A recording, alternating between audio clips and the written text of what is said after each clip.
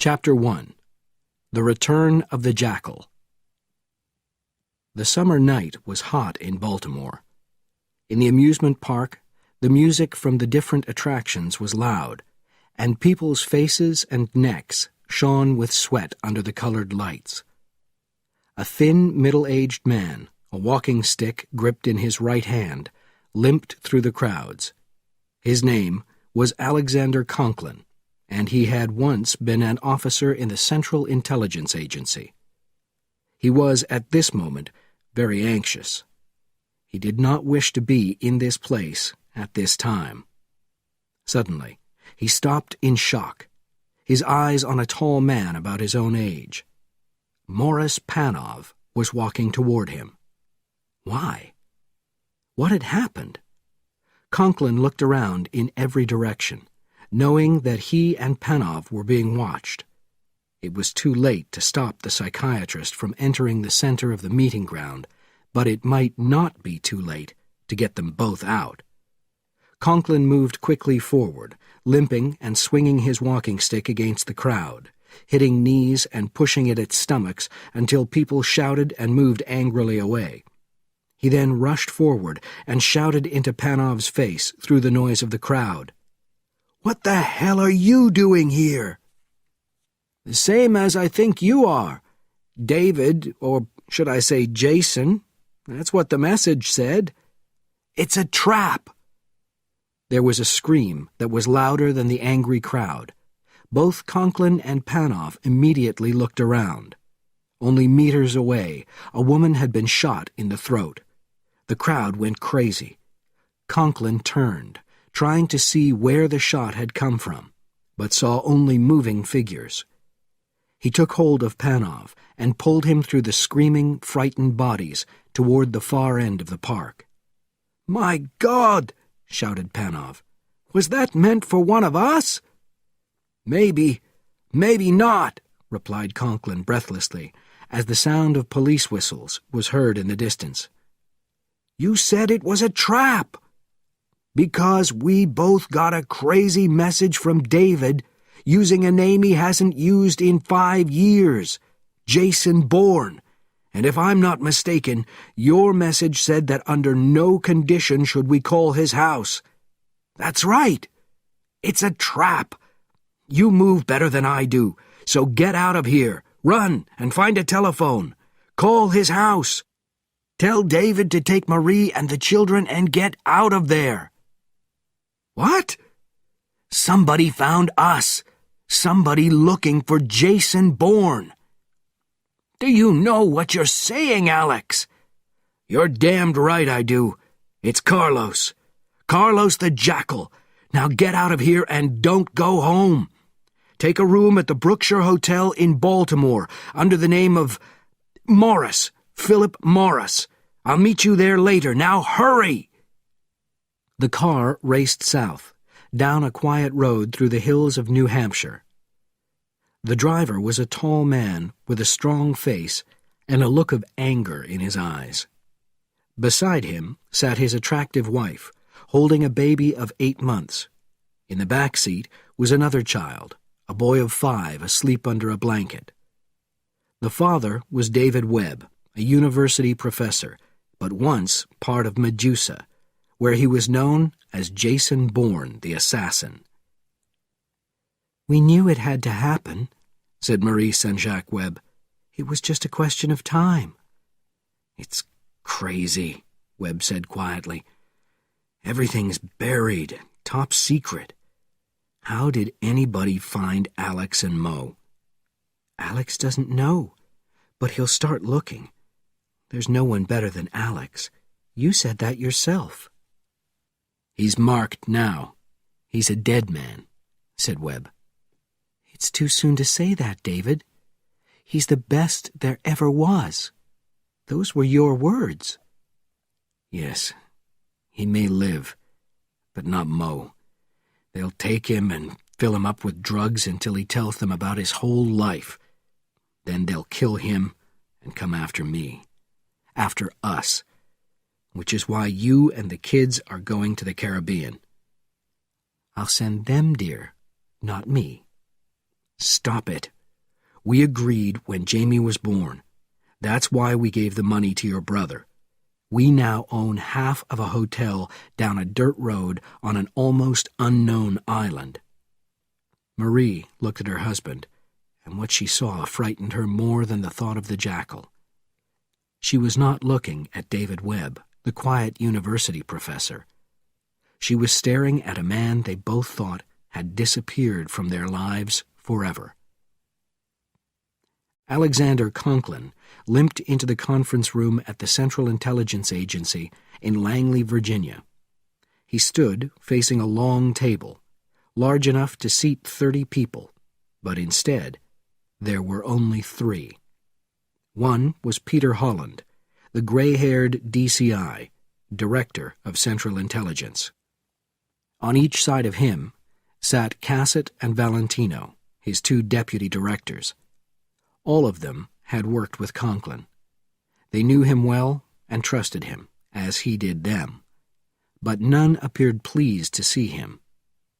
The greetings were short, and instead of taking a seat near the DCI, Conklin pulled out a chair at the far end of the table and sat down. "Now that we've said hello, can we get to the point, gentlemen?" "That's not a very polite or friendly way to begin, Mr. Conklin," said the director.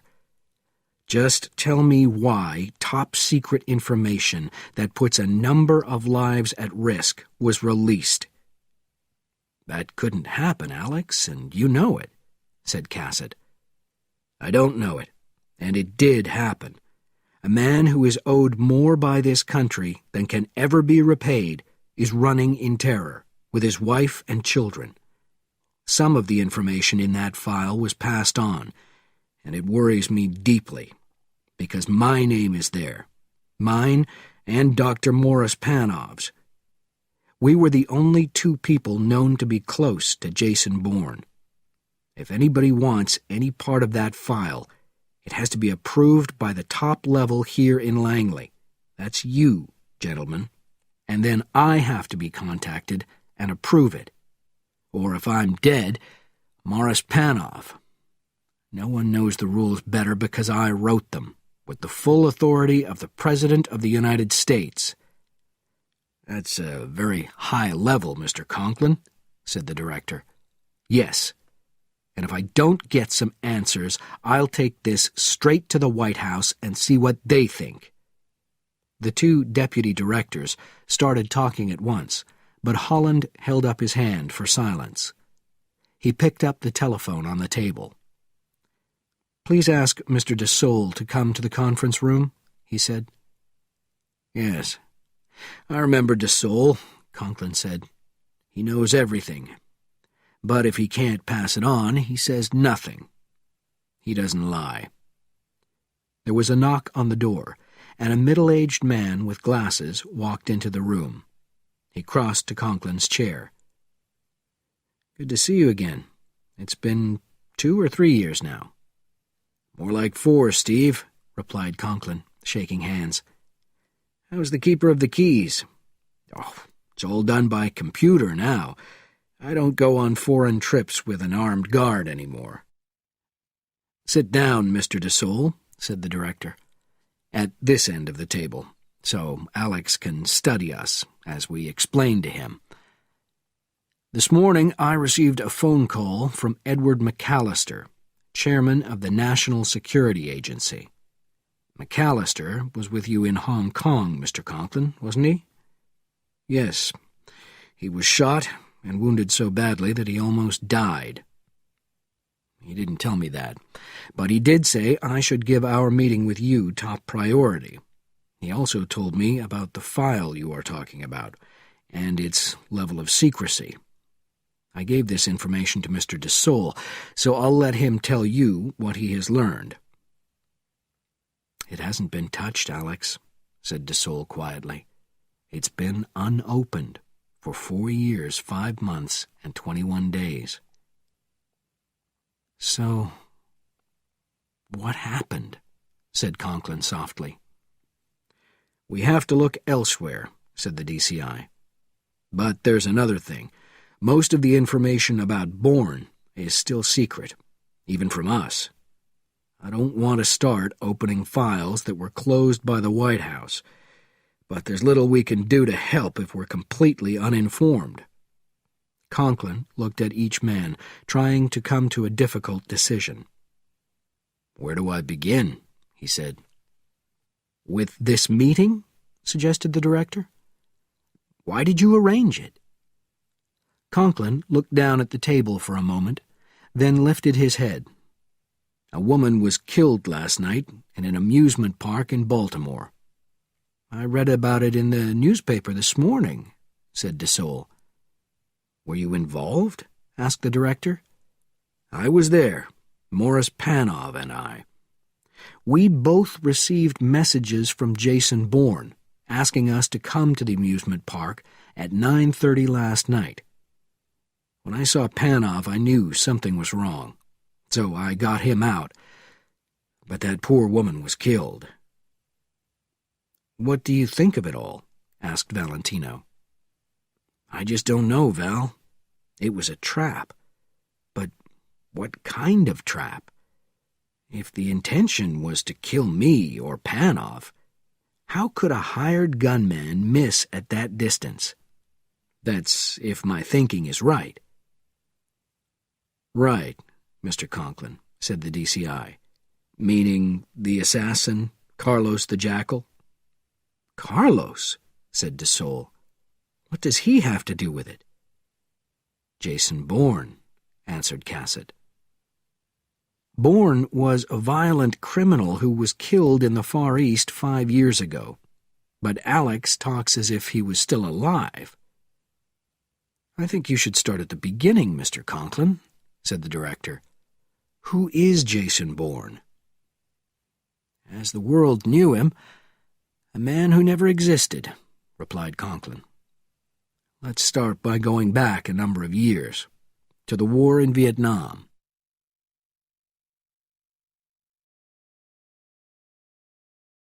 Chapter 2. Snake Lady. A gray Pontiac with a CIA driver picked Webb up at Washington National Airport and drove him into Virginia. The car turned into the drive of an expensive garden apartment complex. The guard obviously recognized the driver and waved him through as the heavy bar across the entrance was raised. Only then did the driver speak directly to Webb. "This place is agency property, sir. You couldn't be safer." The driver pulled up outside a white 2-floor villa. As Webb left the car and walked up the steps, the door opened. "How do you like my temporary home?" said Conklin. "Too neat and clean for you," Webb said. They went inside and sat down. "I've sent Marie and the kids off south. A long way south," Webb said. "I hired a Rockwell jet out of Logan Airport. They took off early this morning, and I've taken a suite at the Mayflower Hotel." "That's good," Conklin said. "But we have no information on how he found us." "I've thought about it," Webb said. "It has to be Hong Kong. Some people knew, and he's made one of them talk somehow." Conklin thought for a moment. "It's possible," he said. "Yes, but it doesn't matter. He's coming after me. That's the important thing. I have to go after him. He's trying to pull me out, so I have to pull him out first, and we'll do it according to your teaching." "What do you mean?" asked Conklin. "You once said that in order to set a trap, you have to use a large part of the truth, even a dangerous amount." "Yes, I think I said that once. What's the relevance here?" "Medusa," said Webb quietly. "I want to use Medusa." "Now you are out of your mind," responded Conklin. "That name is as secret as yours is. In fact, much more so." "Snake Lady," Webb said quietly. "That's the key, isn't it?" "You remembered?" "Just this morning," replied Webb. When Marie and the kids were in the air, suddenly my mind went back to Vietnam. Every officer in command headquarters who was connected to Medusa got himself a tattoo on the inside of his arm. Yes, a woman with snakes for hair. You refused to have one, but the others were like kids with a secret code. They weren't kids, Alex. More than a few millionaires were made in Command Saigon. The real kids were being wounded and killed in the jungles, while a lot of officers in the South opened Swiss bank accounts. Careful, David. You could be speaking of some very important people in our government. Who are they? Asked Webb quietly. I've got some ideas, but no proof. Just possibilities, based on the way they live, on property they shouldn't be able to afford, or positions that are a long way above their talents. You're describing a network, said Webb, his voice hard. Make a list, Alex. What the hell has any of this to do with Carlos? Let's say you find 3 or 4 names. We apply pressure. We give them a message. A former Medusan has had a mental breakdown, and he's going to tell everything. He's got the information, names, crimes, the numbers of secret Swiss bank accounts, everything.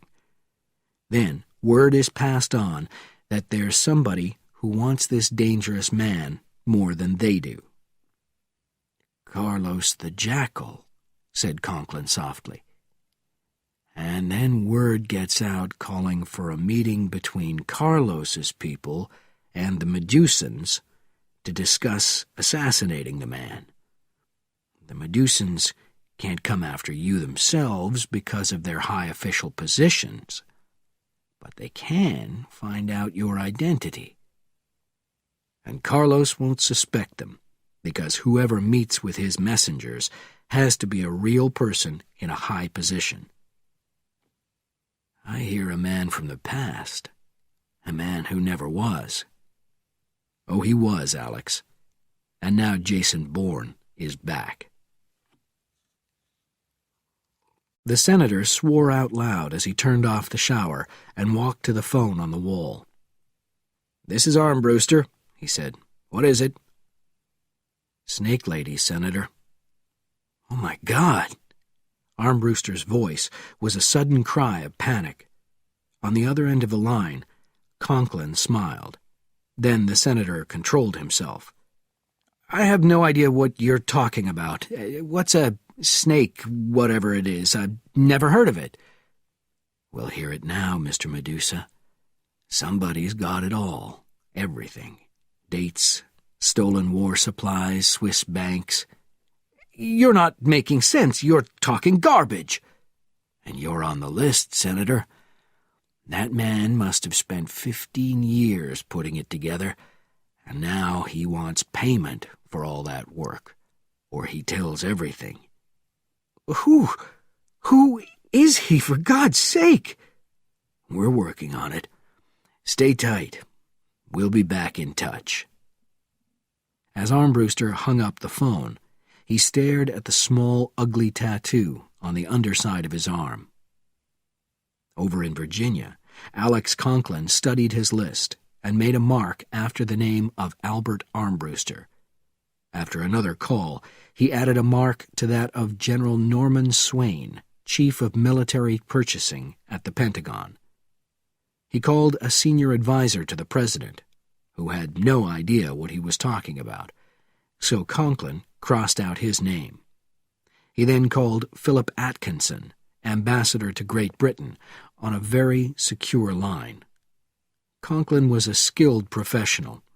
He let his words lead to other words, encouraging Atkinson to talk. At the end of the conversation, he also had the names of James Teagarden, commander of NATO, and Jonathan Jack Burton, chairman of the Joint Chiefs of Staff. Snake Lady, Medusa, a network. In a hotel suite on the 3rd floor of Boston's Ritz-Carlton Hotel, A very tall man in a well-cut suit came rushing out of the bedroom and answered the door. "Come in, quickly. Did you bring the information?" "Oh, yes, answered the visitor, a thin older man in a very old suit. "How grand you look, Randolph," he continued. "And how grand this place is. So suitable for such a famous professor." "The information, please," insisted Dr. Randolph Gates, Harvard professor, expert in company law, and highly paid consultant to numerous industries. "Oh, give me a moment, my old friend. It's been a long time since I've been near a hotel suite. I certainly haven't stayed in one. How things have changed for us over the years. I read about you frequently, and I've watched you on television." "You could have been in the same position, you know," interrupted the impatient Gates. "You were a respected judge. Unfortunately, you didn't play by the rules." "There are lots of rules. I just chose the wrong ones." "I haven't time to talk about that. The information, please." "Oh, yes, of course. Well, first the money was delivered to me. I reached the engineer at the telephone company, who was very happy at my generosity. I then took the information he gave me to that private detective." "Please," interrupted the famous professor of law, "what did the man find out?"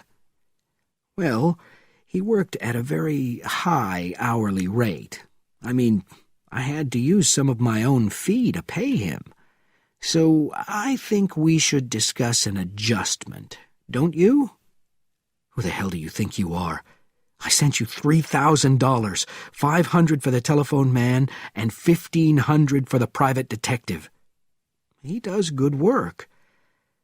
Do we discuss my fee, or do I leave?" They discussed the fee.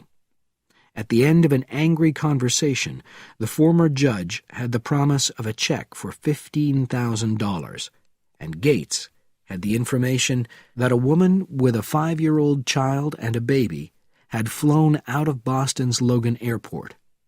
The jet they used was on government business under maximum security. Its destination was Blackburn Airport on the Caribbean island of Montserrat. He also learned that Marie Saint-Jacques' brother, Johnny, owned a hotel on the island of Tranquility, not far from Montserrat. After his visitor left, Gates made a call to Paris.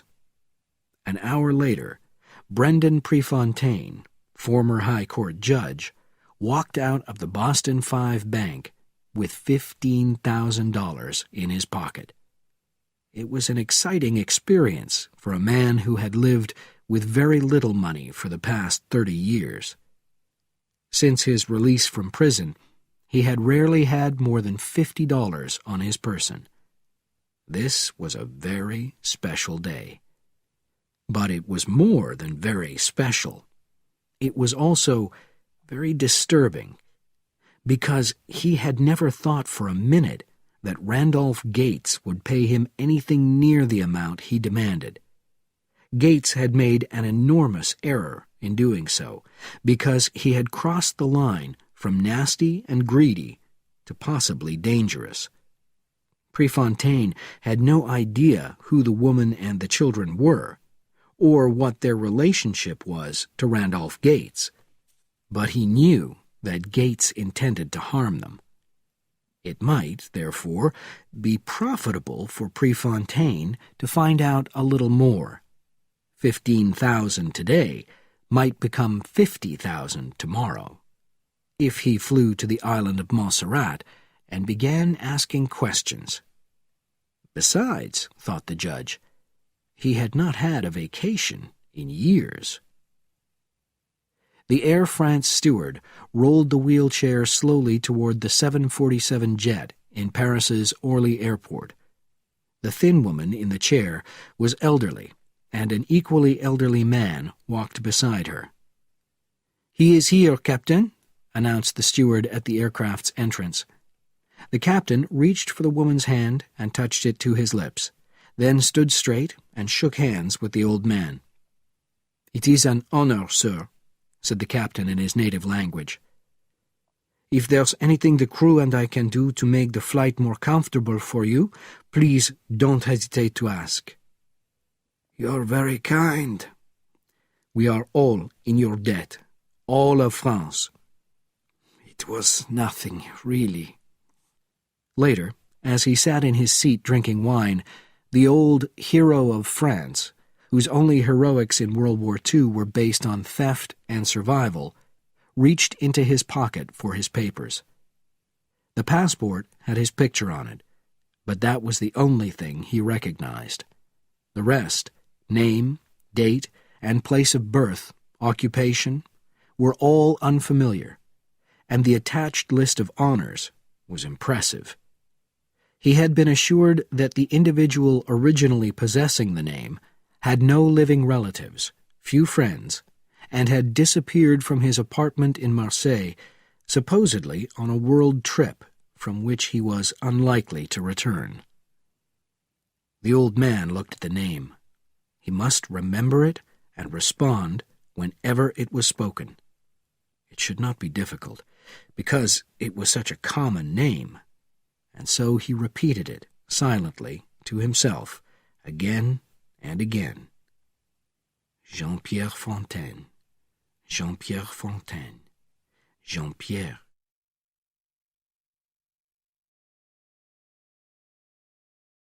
Chapter 3. The Tranquility Hotel. "I talked to Marie," said Conklin from the agency house in Virginia. "How is she? And the children?" asked Bourne at a gas station payphone on the outskirts of Manassas in the same state. "They're all fine. They're at the hotel. She wanted to hear about you. I said you were safe and told her not to worry." "Thanks for that. They should be safe at the hotel. It's on the beach. The only way to get there, except by water, is up a dirt road. Everything is flown in by plane or brought over by boat." "And the beach is guarded," she said. "Johnny isn't taking any chances." "It's why I sent them down there. I'll call her later." "Did you go to see Armbruster?" Conklin asked. "Yes. You told him to expect Cobra, and I said I was Cobra, and he never questioned it. Of course, I know enough about the old days in Saigon and some of the other people in Medusa, so he believed I was on the inside." "So did you learn anything?" "Well, he's rich. He talked about having $100 million in Zurich. He regularly gets a list of the companies they're taking control of. He said that in 6 months we would have all the controls we needed in Europe."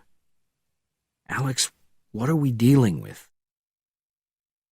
There was silence on the line, and Jason Bourne did not interrupt. David Webb wanted to shout out in anger and confusion, but there was no point. Webb did not matter. Finally, Conklin spoke. "I think we're dealing with something we can't handle," he said softly. "This information has to go to Peter Holland, David. We can't keep it to ourselves." "God damn you, you're not talking to David." Bourne did not raise his voice in anger. He did not have to. His tone was enough. "This isn't going anywhere unless or until I say it does. And I may not ever say it. Understand me, Alex. I don't owe anybody anything, especially not the important people in the city. They gave my wife and me too much trouble. Don't stand in my way. Don't, for God's sake." "I hear you," said Conklin. "I don't know whether I'm hearing David or Jason Bourne, but I hear you. But we have to move fast, and I'm talking to Bourne now. What's next? Where are you?"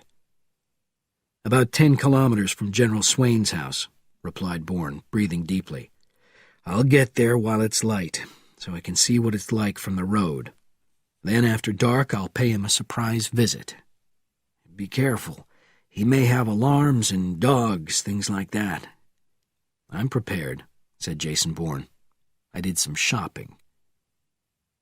The Tranquility Hotel had been cut out of 3 rocky hills above a long beach. 2 rows of villas with balconies extended from each side of a large circular building of heavy stone and thick glass. The villas were connected by a path bordered by bushes and low lamps. Waiters wheeled room service tables along the path, delivering food and drinks to Tranquility's guests, most of whom now sat on their balconies enjoying the end of the Caribbean day. And as darkness fell, other people quietly appeared on the beach. These were the armed guards, each dressed in a dark brown tropical uniform and with a MAC-10 machine pistol on his waist. On the opposite side of each jacket, and hooked to the cloth, was a pair of Zeiss Icon 8x10 binoculars, continually used to look out into the darkness. On the large circular balcony of the villa nearest the main building, an elderly woman sat in a wheelchair drinking a glass of white wine. She heard the voice of her husband talking with the nurse inside, then the sound of his quiet footsteps as he walked out to join her. "I can't believe we're living in this place," she said. "Neither can I." The telephone inside the villa rang. He turned. "The nurse will get it," he said. "She's strange," added the old woman. "I don't trust her." "She works for our employer." "Really?" "Yes, she will pass on his instructions." The uniformed nurse appeared in the doorway. "Sir, that was Paris." She turned and signaled for him to follow, then crossed the room and unlocked the drawer of a table. He walked over to her and glanced down at what was in the drawer. Side by side were a pair of surgical gloves, a handgun with a silencer attached to the barrel, and a straight razor. "These are your tools," said the woman, handing him the key. "And your targets are in the last villa on this row. You must make yourself familiar with the area by taking long walks on the path, as old men do for their health, and you must kill them. You will do this wearing the gloves and firing the gun into each head. Then each throat must be cut." "Mother of God! The children's?" "Those are the orders." "The orders are disgusting." "Do you wish me to pass that on to our employer?" Fontaine looked over at the balcony door, at his wife in the wheelchair. No, of course not." "When must this be done?" "Within the next 36 hours. "Then what?" "You may stay here until your wife dies." Brendan Patrick Prefontaine was again astonished. Though he had no reservation, the front desk of the Tranquility Hotel treated him like a very important visitor. Then, only moments after he had booked himself into a villa, told him that he already had a villa and asked how the flight from Paris was. Eventually, the misunderstanding became clear, and the former judge from Boston was taken to a lovely small house overlooking the Caribbean. When he was settled, his casual clothes in the closet, the craziness continued. A bottle of wine, some fresh-cut flowers, and a box of Belgian chocolates arrived. A little later, a confused room service waiter returned to remove the chocolates, apologizing for the fact that they were for another villa. The waiter was followed by the assistant manager, a Mr. Pritchard, who explained that the problem was caused by the similarity between his name, Prefontaine, and that of an important guest from Paris, a Mr. Fontaine. The judge accepted his apology, although he would rather have had the chocolates.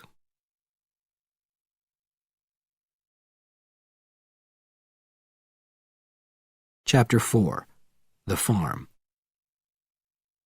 Darkness had fallen on Manassas as Bourne crept through the woods around General Norman Swain's farm.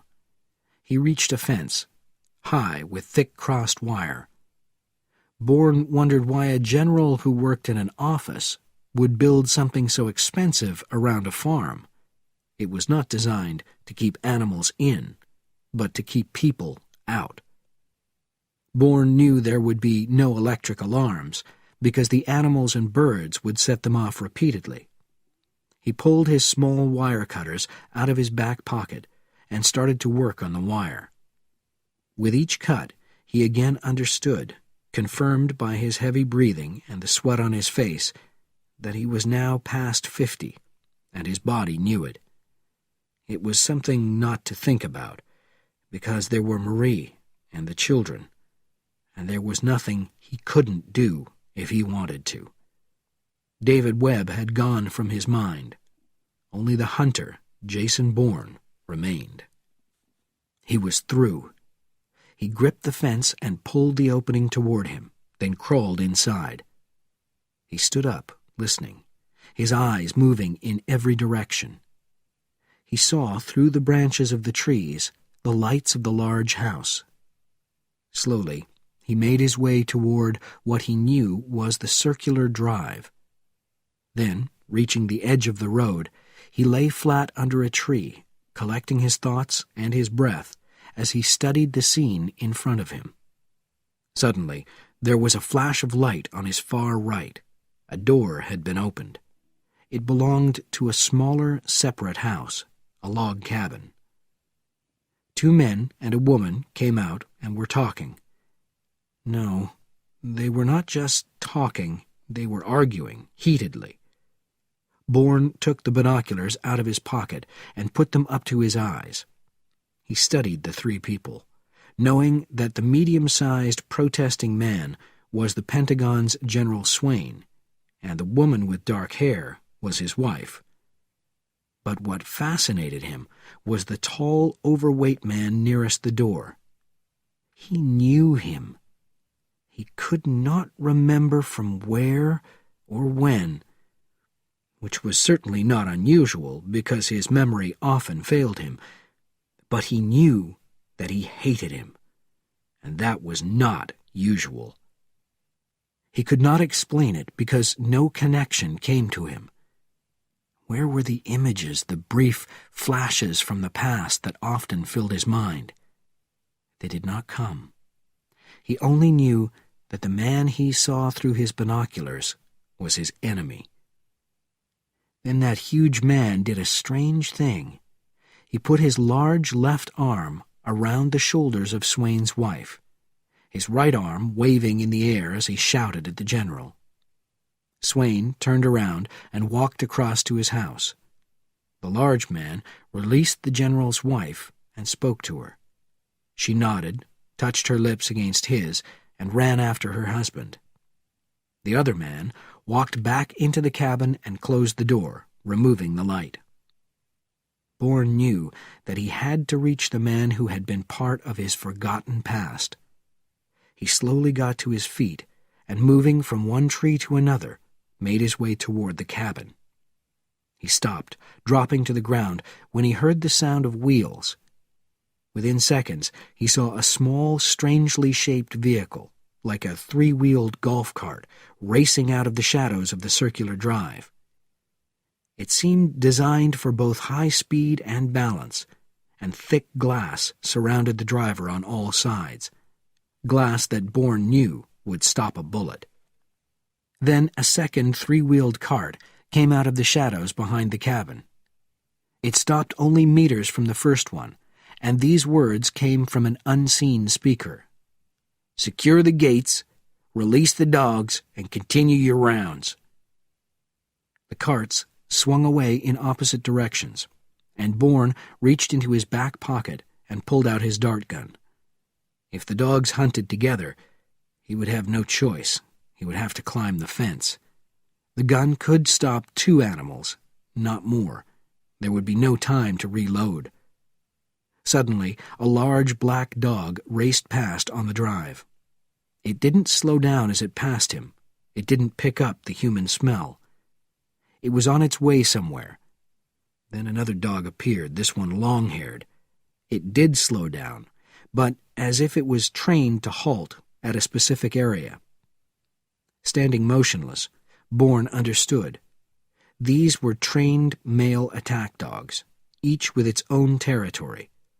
It was a practice used by landowners in the Far East. Vietnam. Medusa. It was coming back to him. Half-remembered images. A young, powerful man in uniform. That same man, older, larger, had been in the viewfinder of his binoculars only moments ago. And years ago, that same man had promised supplies and brought nothing.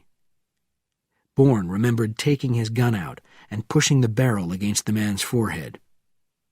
"One more word, and you're dead, Sergeant." The man had been a sergeant. "You bring us supplies by 5 o'clock tomorrow morning, or I'll get to Saigon and personally blow your head off." They got the supplies. Bourne's thoughts came back to the present. The long-haired attack dog was suddenly circling in the road, its nose picking up the human smell. Within seconds, it found the right direction and ran through the bushes, its teeth white in the darkness. Bourne moved back to the fence, raising the dart gun with his right hand, his left arm bent and extended. The angry animal jumped. Bourne fired first one dart and then the other. As the darts struck the dog, Bourne wrapped his arm around its head, pulling the head to one side, while swinging his right knee up into the animal's body to push away the sharp-nailed feet. It was finished in moments. Moments of quietening anger, until the dog fell asleep in Bourne's arms. He lowered it to the ground and once again waited, afraid to move until he knew that none of the other animals had heard. There was no sound from them, but Bourne heard one of the carts approaching. It stopped near the front gate. The driver opened the door and began to throw pieces of food to the black dog. Bourne knew that he had to stop the cart and force the driver outside without giving him any reason to use his radio to call for help. He looked at the sleeping dog at his feet. Place it in the road? No. The driver might assume it had been shot from the other side of the fence and call the house. What could he do? He looked around and saw a fallen branch on the ground. He crossed quickly to it and pulled it toward the drive. To lay it across the drive might appear too obvious a trap, but partially on the road might work.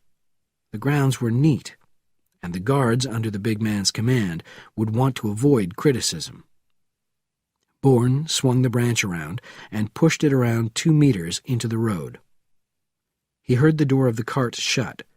The vehicle rolled forward, gathering speed as Bourne raced back into the darkness of the tree. The driver's single headlight lit up the branch on the road.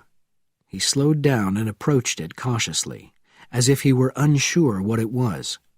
Then he stopped, opened his door, stepped out on the drive, and walked around the front of the cart. "Big Rex, you're one bad dog," said the driver in a quiet, very southern voice. "What did you pull out of there, you stupid animal? Rex? Rex, you come here!" "Stay completely still and put your arms out in front of you," said Jason Bourne, walking into view. "My God, who are you?" "Somebody who doesn't give a damn whether you live or die," said Bourne. Half an hour later, with all 6 attack dogs drugged and carried to their sleeping place, Bourne opened the entrance gate and let the 2 guards leave. By now, they believed that he was working for a higher authority, and he had also given them each $300. They knew he was not a terrorist, because they were still alive, and they were happy enough to walk off down the road. Bourne used one of the carts to drive most of the way to the cabin, then crept forward and looked through the window. The huge sergeant was sitting in an armchair watching television. Bourne walked around the cabin to the front door. He knocked with his left hand. In his right was an automatic. "It's open, Rachel!" shouted the voice from within. Bourne twisted the handle and pushed the door back. He walked inside. "No!" roared the sergeant, pushing his great body out of the chair. You're a ghost! You're dead!" "Try again," said Jason Bourne of Medusa. "The name's Flanagan, isn't it? That's what comes to mind." "You're dead!" repeated the general's assistant, screaming, his eyes wide in panic. "You were killed in Hong Kong! 5 years ago!" "You checked?" "We know! I know!" "You've got connections in the right places, then." "You're Bourne! I don't believe this! You're the one Swain called Cobra!" "I know. It's confusing." "You're one of us! How did you get in here? Where are the guards, the dogs? Where are they?" "The dogs are asleep, drugged, and I sent the guards home." Suddenly, in the distance, there was a gunshot. Bourne spun around, then kept turning, all the way around. The huge sergeant was jumping at him, his big hands sliding over Bourne's shoulders. Bourne kicked with his right foot, catching the sergeant's side while he crashed the barrel of the automatic into the base of the man's neck. Flanagan fell forward onto the floor, and Bourne hammered his foot into the man's head, stunning him into silence. A silence that was broken by the continuous screams of a woman racing outside toward the door of the cabin. Within seconds, General Norman Swain's wife burst into the room. Stepping back at the sight in front of her, gripping the back of the nearest chair, unable to contain her panic. "He's dead!" she screamed, falling to the floor and reaching for her lover. "He shot himself, Eddie! He killed himself!" Jason Bourne walked to the door of the strange cabin that held so many secrets. Watching his two prisoners, he closed it. The woman cried, but they were not tears of sorrow, only fear. The sergeant shook his head, raising it, his expression a mixture of anger and puzzlement. An hour later, Alex Conklin sat back in his chair, the phone in his hand, shocked by Jason Bourne's astonishing information. "So, where are Flanagan and Swain's wife now?" he said. "Gone. I let them go. They'd told me everything they knew. Now you've got to make sure that no one finds out." All right. There's a doctor in Falls Church that we've used before in special operations. I'll contact him. I'll also get somebody to take away the dogs, open the gates." "Okay," said Bourne. "Now put me on tape. I'll tell you everything Flanagan told me. Hurry, I got a lot to do." "You're on tape." Reading from the list he had written down, Bourne spoke quickly. There were the names of 7 frequent guests at the general's dinner parties. Then came the license plates from much more serious twice-monthly meetings. Last was the unlisted telephone number in New York that Flanagan had to call in an emergency. There was no name, only a machine that took messages. "That has to be priority 1, Alex." "We'll find out whose number it is," said Conklin. "The licenses are no problem, and I'll have Cassett run the names through the computers without telling DeSole. And Swain, we've got to keep the death quiet until we find out who they all are, and we can start a wave of fear rolling. Then we suggest the Carlos solution." "I don't know. I can fool the doctor for a day or two, but after that he'll want somebody higher than me to approve it. Maybe we should tell Peter Holland and ask him to approve the delay." "No," said Bourne. "Give me 2 days. Get me 2 days." Within an hour, Dr. Ivan Jacks arrived at the Swains' house. He turned off the engine, grabbed his medical bag, and got out of the car. "I'm your doctor," he said, walking up the steps. "Our friend didn't give your name, but I guess I'm not supposed to have it." "I guess not," agreed Bourne, extending a hand in a surgical glove as Jacks approached. They entered the house, and Bourne watched while the doctor quickly, expertly worked on the body, mercifully wrapping the head in bandages. Without explaining, he cut away parts of the general's clothing, examining those parts of the body beneath the fabric. Finally, he carefully rolled the body off the chair and onto the floor. "Are you finished in here?" he asked, looking at Bourne. "I've searched the room, Doctor, if that's what you mean." "Yes. I want this room locked up. No one must enter it after we leave, until our friend says they can." "I certainly can't guarantee that," said Bourne. "Then he'll have to." "Why?" "Your general didn't kill himself. He was murdered." Bourne called Conklin. "The woman," said Alex Conklin. "From everything you told me, it had to be Swain's wife. My God." "It doesn't change anything, but it looks that way," agreed Bourne. "But if she did kill her husband, she didn't tell Flanagan, and that doesn't make sense." "No, it doesn't." Conklin paused, then spoke quickly. "Let me talk to Ivan, the doctor." "He's gone. He put the body into his car and left a few minutes ago.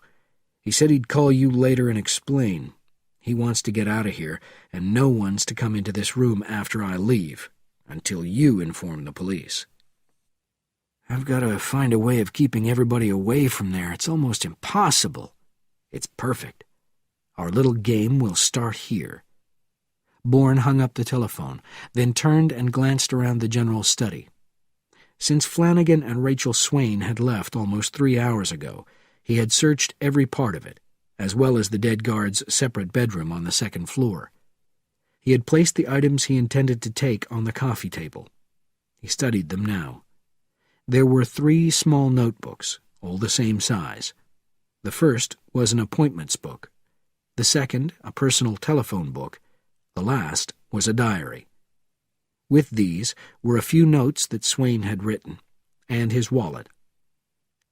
It seemed Bourne had found nothing very useful, nothing that connected with the modern Medusa. So he started searching the room again, this time taking more time. 14 minutes later, he came to the window and found it was covered with spots of blood. Not only that, but it was open. Just a little, but open. Bourne looked closely and saw what kept it from closing. The end of the left curtain had been pulled out and was now stuck beneath the lower frame. Bourne stepped back, puzzled but not really surprised. This was what he had been looking for, the missing piece in the complex puzzle that was the death of Norman Swain. Somebody had climbed out that window after the shot that had blown the general's head apart. Somebody who knew the house and the grounds and the dogs. A killer from Medusa. Who? Who had been here? Flanagan? Swain's wife? They would know. They had to know. Bourne picked up the telephone on the desk. "Yes?" answered Conklin. It wasn't Swain's wife. It was somebody from Medusa who left by the window. But Flanagan and Swain's wife must have known who was here. "Pick them up and hold them. They lied to me." "Sorry, I can't do that. They've disappeared." "That's crazy. If I know you, you've had them followed since they left here." "Electronically, not physically. They booked seats on the 10 p.m. flight to London." "London?" interrupted Bourne. "They told me they were going the other way, to the Pacific, to Hawaii." "That's probably where they are going, because they didn't check in for the London flight." "We need to bring in Peter Holland." "No, not yet. Give me the 2 days, Alex, please." "I'll do the best I can."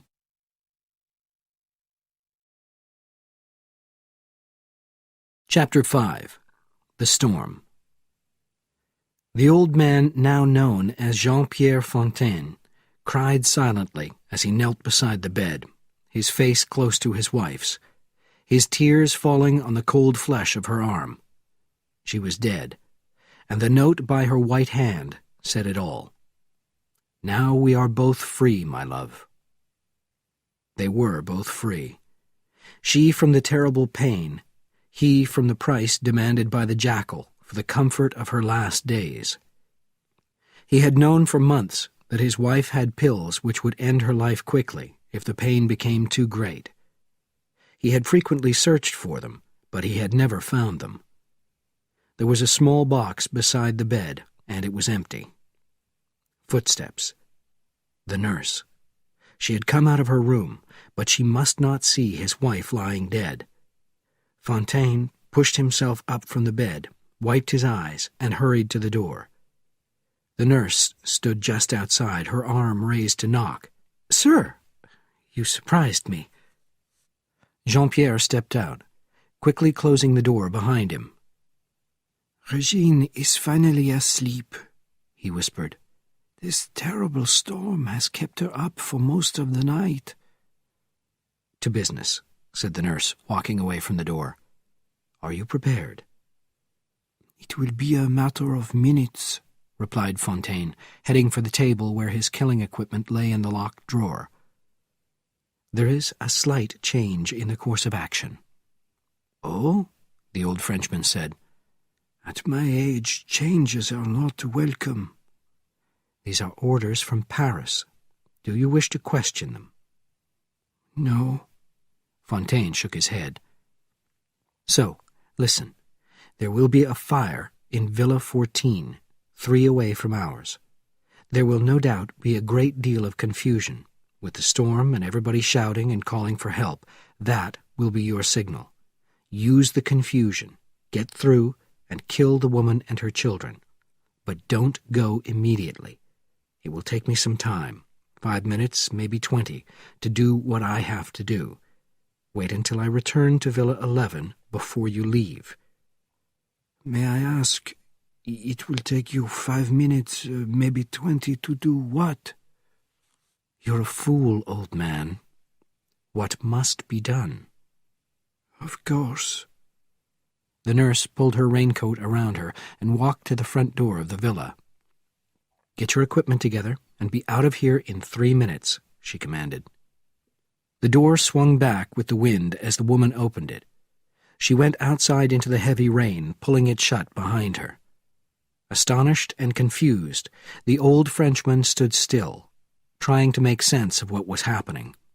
The nurse was also a killer.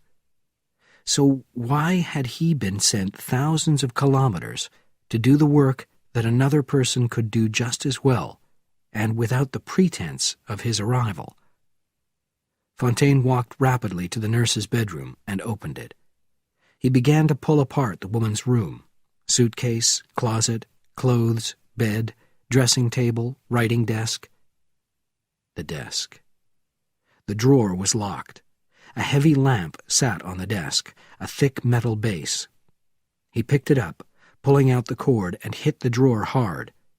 He pulled it open and stared in horror at what he saw. Next to each other in a plastic case were 2 hypodermic needles. They were filled with yellowish liquid. He did not need to know the chemicals. Liquid death in the veins. Nor did he have to be told for whom they were intended. He pictured the 2 bodies beside each other in bed. It would have looked as if he and his wife had decided to die together. How thoroughly the jackal had planned everything. But this wasn't the contract that the old man had with his employer. His wife was supposed to die naturally when her time came.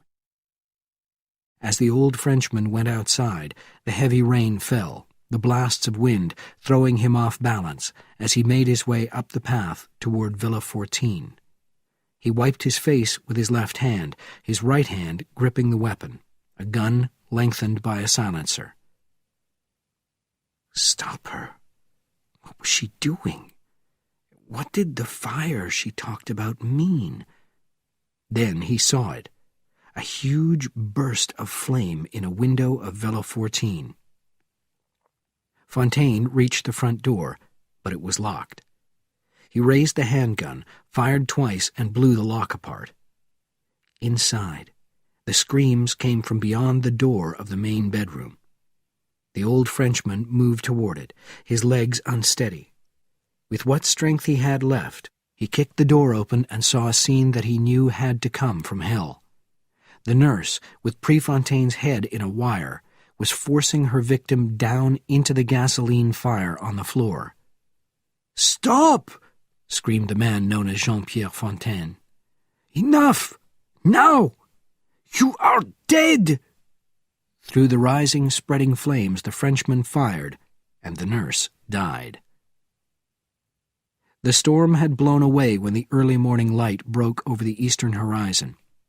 The first boats slowly moved out toward the fishing grounds, because the catch of the day meant one more day's survival. Marie, her brother, and the two old men were around a table on the balcony of an unoccupied villa. Over coffee, they had been talking for most of an hour. The old false hero of France, who had finally betrayed his betrayer and told them everything he knew, had been assured that all the correct arrangements would be made for his wife. If it was possible, he wanted her to be buried on the islands. "It's possible," said Johnny Saint-Jacques. "Because of you, my sister's alive." "Because of me, young man, she might have died." "Would you have killed me?" asked Marie. "If I had not seen the needles, I don't know. I might have felt that I owed the jackal your death, but certainly not the children's." "God, you are a killer," said the brother quietly. "I am many things. I don't ask forgiveness in this world."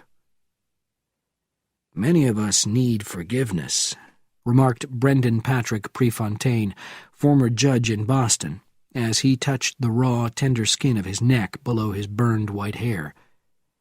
"You see in front of you a criminal, justly tried and justly convicted." Marie looked at him. "I don't understand why you came here," she said. "Well, as I told you, the man who paid me to find out where you'd gone also paid me a large sum of money to keep the information to myself. So I thought if the little I knew brought so much, much more might come if I learned a little more."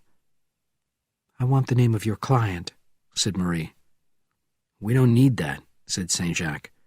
"Conklin knows it, and we don't need the judge here." "Maybe we do," said Marie. "He could support Conklin's story when we tell it to certain people in Washington." "I would be happy to," said Prefontaine. "I'm with you." The telephone rang inside the villa. Johnny Saint-Jacques rose out of his chair but was blocked by his sister, who raced through the doors into the living room. She picked up the phone. "David?" "It's Alex," said the breathless voice on the line. "God, I've had this thing on redial for 3 hours. Are you all right?" "There was a storm. It knocked out the phones. What about David? We need him. The jackal will be here tomorrow." "What? How do you know?" "An old man told me. Never mind, just tell David to get here." "David will be there. You know that." "Yes, I do. Because he's Jason Bourne." Chapter 6. Night Fight. It was 10 o'clock in the morning, and they held each other tightly, but there was no time for talk. Only the brief comfort of being together, safe together, secure in the knowledge that they knew things that the jackal did not know, and that knowledge gave them an enormous advantage. But it was only an advantage, not a guarantee. And Marie and the children were being flown south to Guadeloupe's Basse-Terre Island. They would stay there with the Webb's housekeeper, Mrs. Cooper, all under guard until they were called back to tranquility. Marie objected, but Bourne would not give in. Now they stood on the dock, 2 seaplanes in the water at the far end. One had brought Bourne directly to Tranquility from Antigua.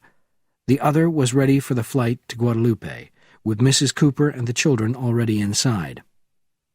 "Hurry, Marie," added Bourne. "I want to ask these 2 old men some questions." A few hours later, in a dark storage room on the third floor of the Tranquility Hotel, Bourne and the old Frenchman sat in front of a window overlooking the east and west paths of the hotel grounds. Each man held a pair of binoculars, watching the people walking on the paths and down the stone stairs leading to the beach. Suddenly, the door opened, and Judge Brendan Prefontaine walked quickly, breathlessly inside. "He's here," he said. "3 of St. Jacques' men down the beach to the east couldn't be reached by radio. St. Jacques sent a guard to find them, and the man just returned. All 3 were killed, each with a bullet in his throat." "The jackal," said the Frenchman. "It's his signature.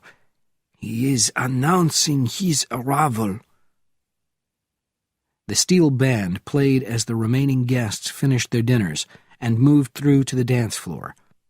Saint-Jacques had provided some loud entertainment for those guests who had stayed in the hotel. Very few had left after the fire and the deaths. Most thought the killings were just an isolated incident and were determined to continue their vacations. Some were old friends of Saint-Jacques, and loyalty kept them in place.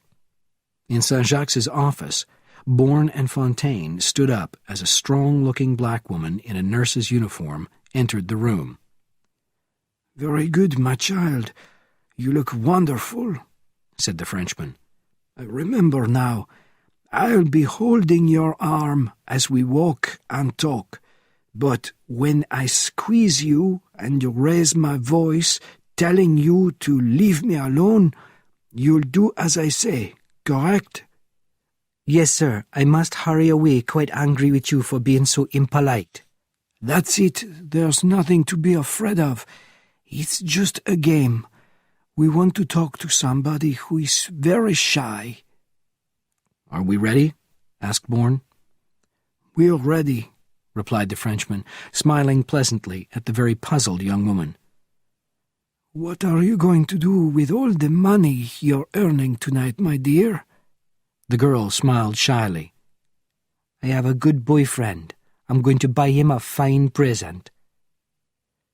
The plan was simple to prepare, and, like most good plans, however complex, simple to carry out.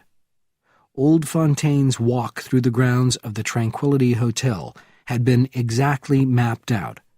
It began with Fontaine and the young woman returning to his villa, presumably to check his sick wife before his normal evening walk. They stayed on the lighted main path. 2 of Saint-Jacques' guards moved through hidden routes in the bushes, always near them. Bourne followed the second man, his radio on receive, listening to the angry words of Fontaine. "Where is that other nurse? That lovely girl who takes care of my woman? Where is she? I haven't seen her all day." Bourne raised his head above a low wall, and suddenly there were lights, colored lights. They had reached the path to an old church, and the red and blue lights lit the way to a place that the hotel's guests sometimes liked to visit. It was the last destination before the return route back to Fontaine's villa. Saint-Jacques had put a 3rd guard there to prevent entrance. Then Bourne heard the words over the radio, the words that would send the false nurse racing away. "Get away from me!" shouted Fontaine. "I don't like you!" Up ahead, the 2 guards were hiding side by side. They turned and looked at Bourne. He knew that from that moment all decisions were his. The unexpected rarely disturbed Bourne. It did now. Had Fontaine made a mistake? Had the old man forgotten about the guard on the path and mistaken him for the jackal's contact? Then another possibility came to Bourne's mind. Had the guard been killed, or bribed, replaced by another? Bourne rose to his feet. What he saw stunned him. Fontaine didn't move, his mouth open in shock, his wide eyes disbelieving, as another old man in a brown suit approached him and threw his arms around the old hero of France. Fontaine pushed the man away in panic and puzzlement. The words burst out of the radio in Bourne's pocket. "Claude, what a surprise! You are here!" The old friend replied in a shaking voice, "It is a privilege our employer permitted me to see my sister for a final time, and to give comfort to my friend, her husband. He brought you here, but of course he did. I must take you to him. The great man wishes to speak to you." "But she's dead. She took her own life last night. He intended to kill us both." "Shut off your radio," screamed Bourne in the silence of his thoughts. It was too late. The door of the church opened, and a man walked out into the colored lights. He was young, muscular, and blond. Was the jackal training somebody to take his place? "Come with me, please," said the blond man, his French gentle but commanding. "You," he added, addressing the old man in the brown suit, "stay where you are.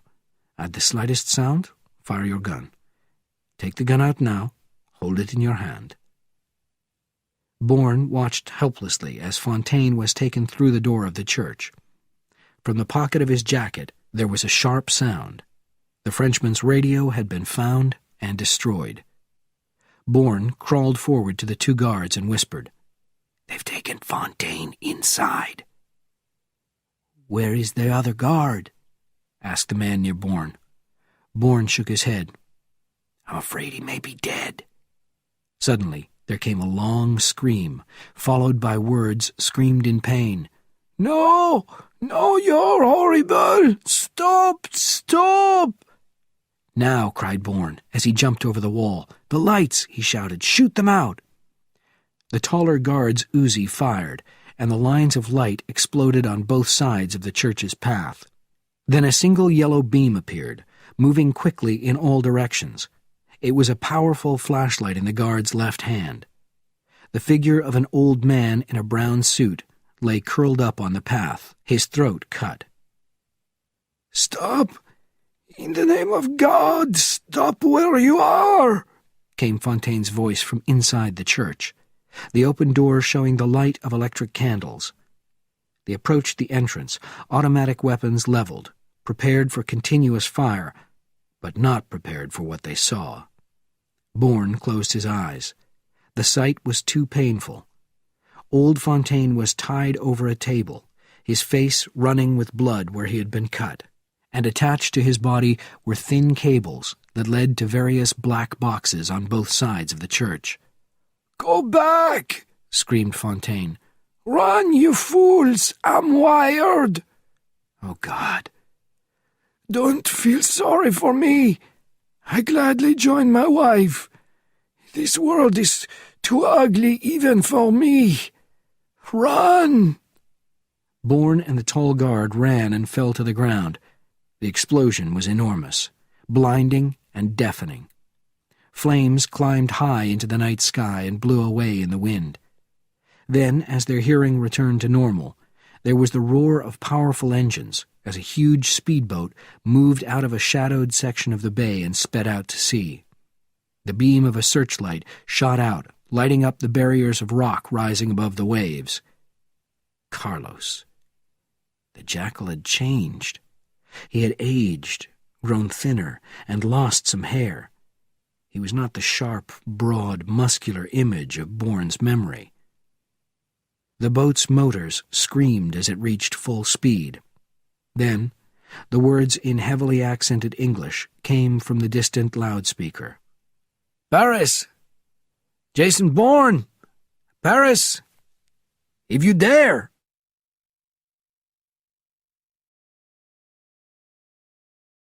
Chapter 7. Paris. Stephen de Saulles, keeper of the deepest secrets for the Central Intelligence Agency, forced his overweight body out of the driver's seat. He stood in the deserted parking lot of the small shopping center in Annapolis, Maryland, where the only source of light came from a closed gas station. De Saulles looked at his watch. It was 3:30 in the morning.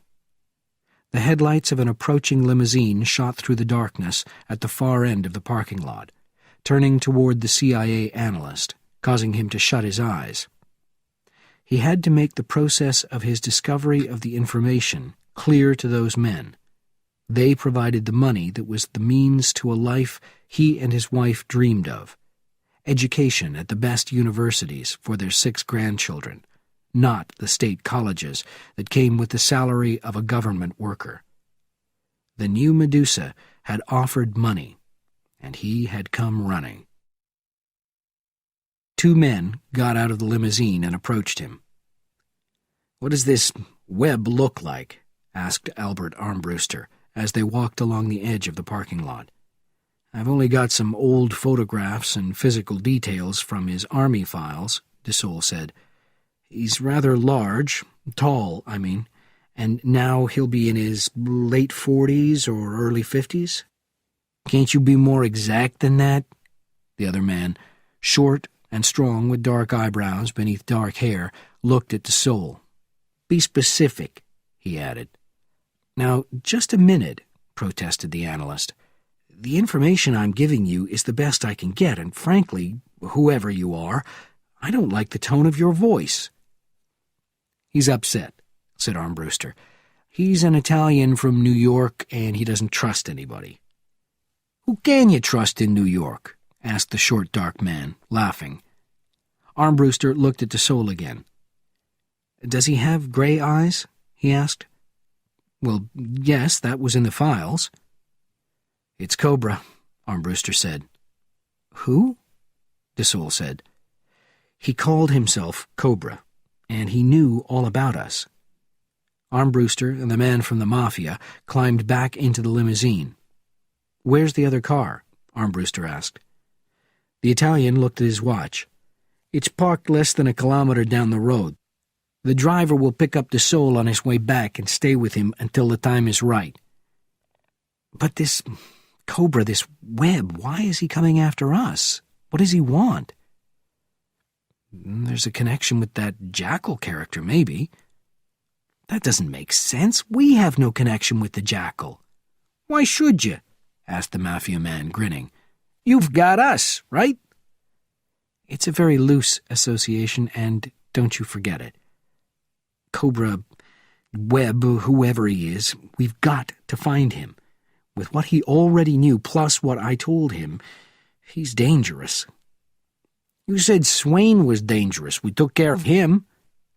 Do you want to discuss a price?" Armbruster turned and looked at the calm Sicilian face of his companion. "You mean a contract? On Cobra? On Webb?" "I'll close for 6 months, change the name, then start advertising in the magazines before reopening," said John Saint-Jacques to his brother-in-law. "Meanwhile, it's best to say nothing," said Bourne. "Well, we have to give some explanation. I've put out a story about a huge gas explosion, but not many people believe it.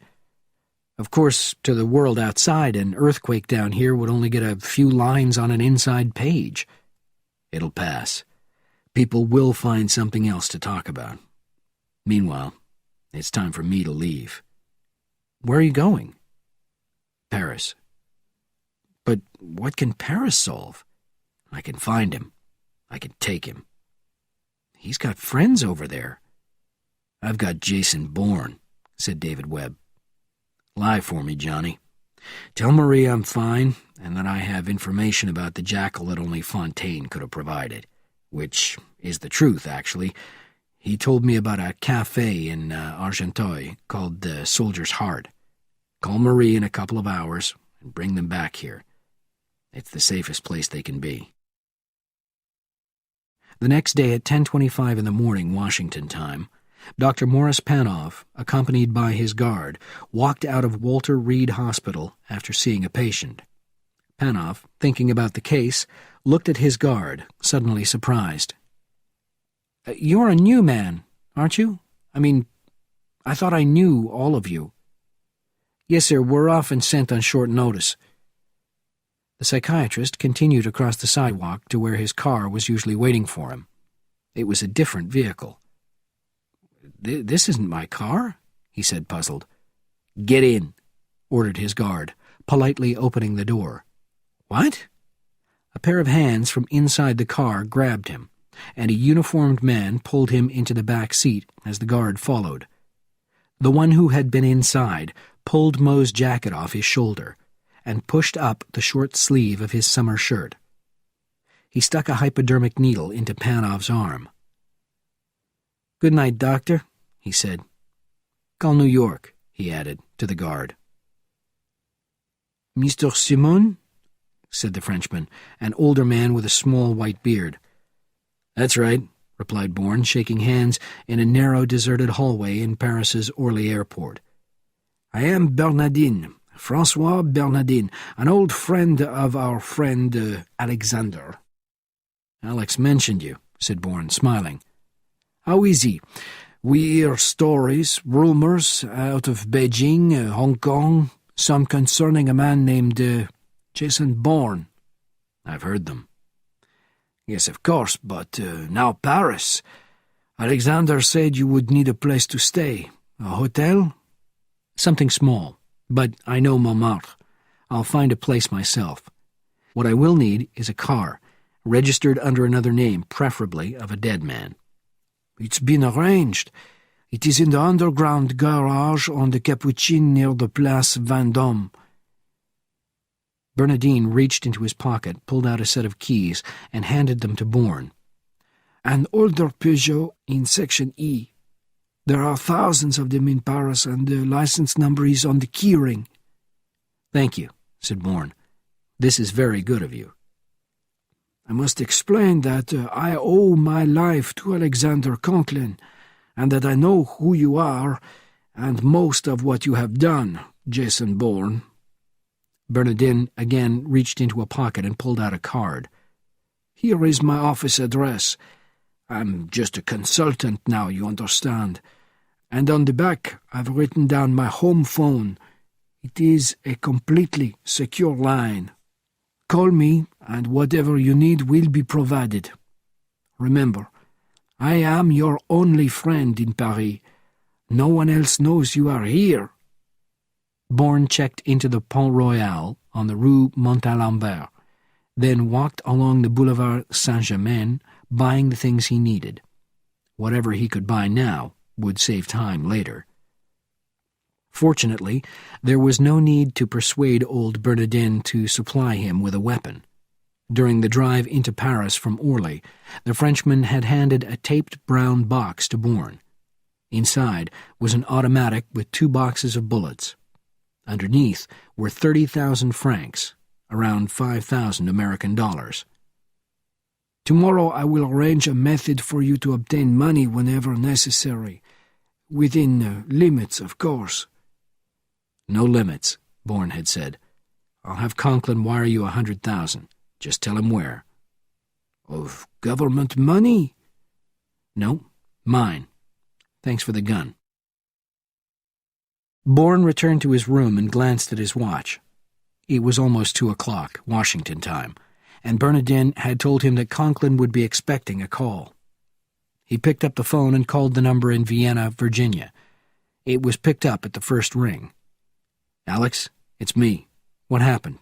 Marie?" "No," interrupted Conklin. "I spoke to her around noon.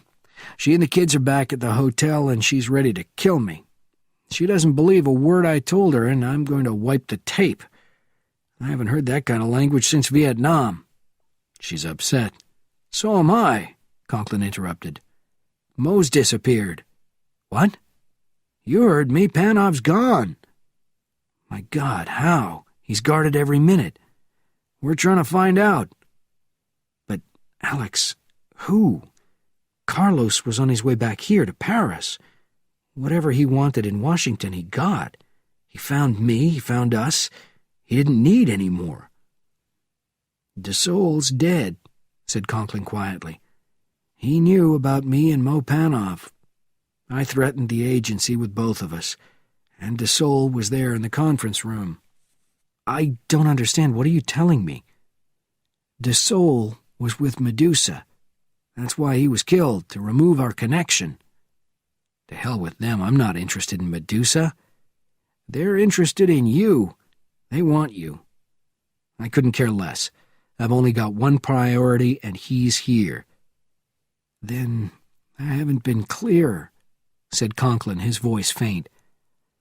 "Last night I had dinner with Mo. I told him everything. Tranquility, your flight to Paris, Bernardin, everything."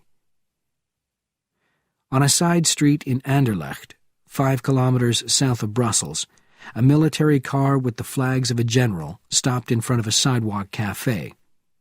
General James Teagarden, commander of NATO, stepped out of the car into the early afternoon sunlight. He turned and offered his hand to an attractive female major, who smiled her thanks as she climbed out after him.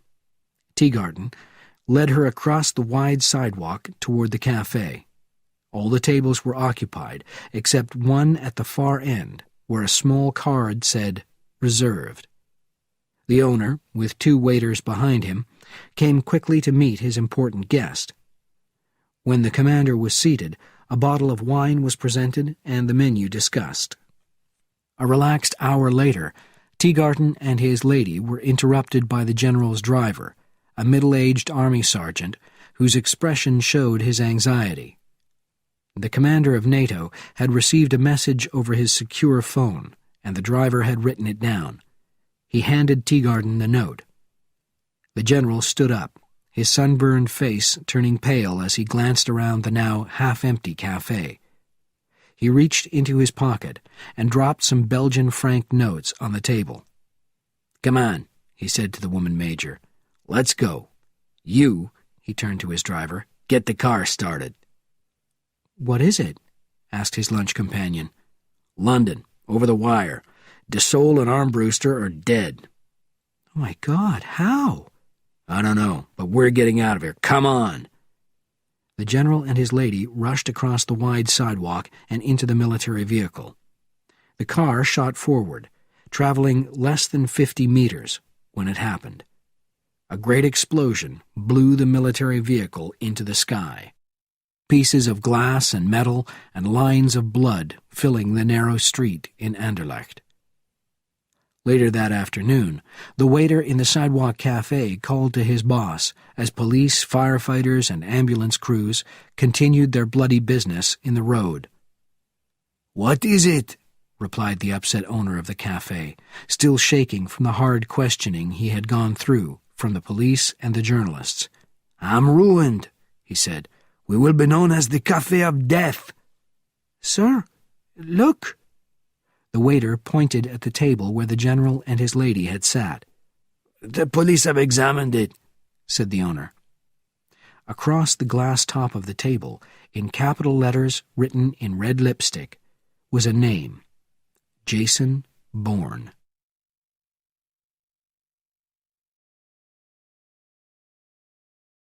Chapter 8. The Soldier's Heart.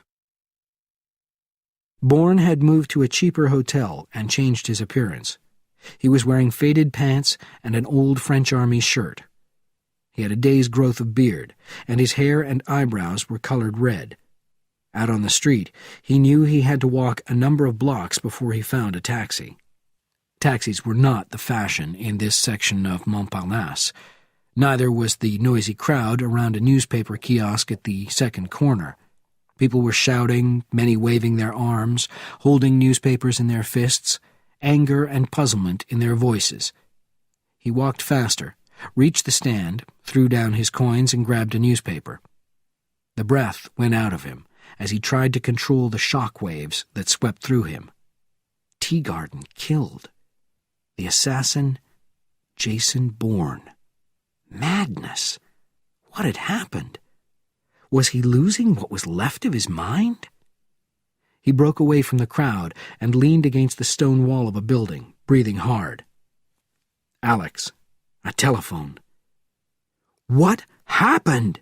he screamed into the mouthpiece to Vienna, Virginia. "Calm down," said Conklin quietly. "Where are you?" "Bernardin will pick you up and get you out. He'll make arrangements and put you on a plane to New York." "Wait a minute. The Jackal did this, didn't he?" We've been told that it was a contract from some crazy people in Beirut. That may be true or it may not. But to answer your question, of course it was the jackal. So he blamed it on me. Carlos blamed it on me? He's smart, I'll say that for him. You come after him, and he uses a contract that keeps you there, hidden in Paris. Then we turn it around. While he thinks I'm running and hiding, I'm walking right into his nest. You're crazy. You get out while we can still get you out. Sorry, Alex. This is exactly where I want to be. Well, maybe I can change your mind. I spoke to Marie a couple of hours ago. She's flying to Paris. To find you. She can't. That's what I said, but she wouldn't listen. She said she knew all the places you and she used 13 years ago. That you'd use them again. She's on her way. Bourne put down the phone and walked away. Morris Panov sat in a chair by a window, looking out over the green fields of a farm somewhere, he assumed, in Maryland. He was in a small second-floor bedroom, his bare right arm confirming what he already knew. He had been drugged repeatedly. His mind emptied. His thoughts and secrets brought chemically to the surface. The damage he had done was incalculable. He understood that, but what he did not understand was why he was still alive and being treated so well. The door opened and his guard walked in, a short, well-built man with an accent that Panov placed somewhere in the northeastern United States. Over his left arm were the psychiatrist's clothes. "Okay, Doc, you have to get dressed. I made sure everything was cleaned and pressed." The guard handed Panov his clothes. "Come on, put 'em on, Doc. We're going on a little trip." "I suppose it would be foolish to ask where?" said Panov, getting out of the chair. "Very foolish." "Valuable!" cried the mafia boss in his living room in Brooklyn Heights. "Of course, you fool. Panov has worked on the heads of some of the top people in Washington. His files must be worth the price of Detroit." "You'll never get them, Louis," said the middle-aged man in an expensive suit. "They'll be taken out of your reach." "Well, we're working on that. $5 million is still the price for this Bourne Webb character, right?" Louis DeFazio said. "With a condition." "I don't like conditions, Mr. Lawyer. I don't like 'em at all." "I don't think you'll be offended." "Go on." "There'll be $2 million extra, because we insist you include Webb's wife and his government friend Conklin." "Agreed." "Now, to the rest of the business." He laid an envelope on the table. "This contains payment for Armbruster and Teagarden." "According to Panov," interrupted the mafia boss, "they know about 2 more of you, an ambassador in London and that senior officer in Washington. You want us to take care of them?" "Possibly later, not now.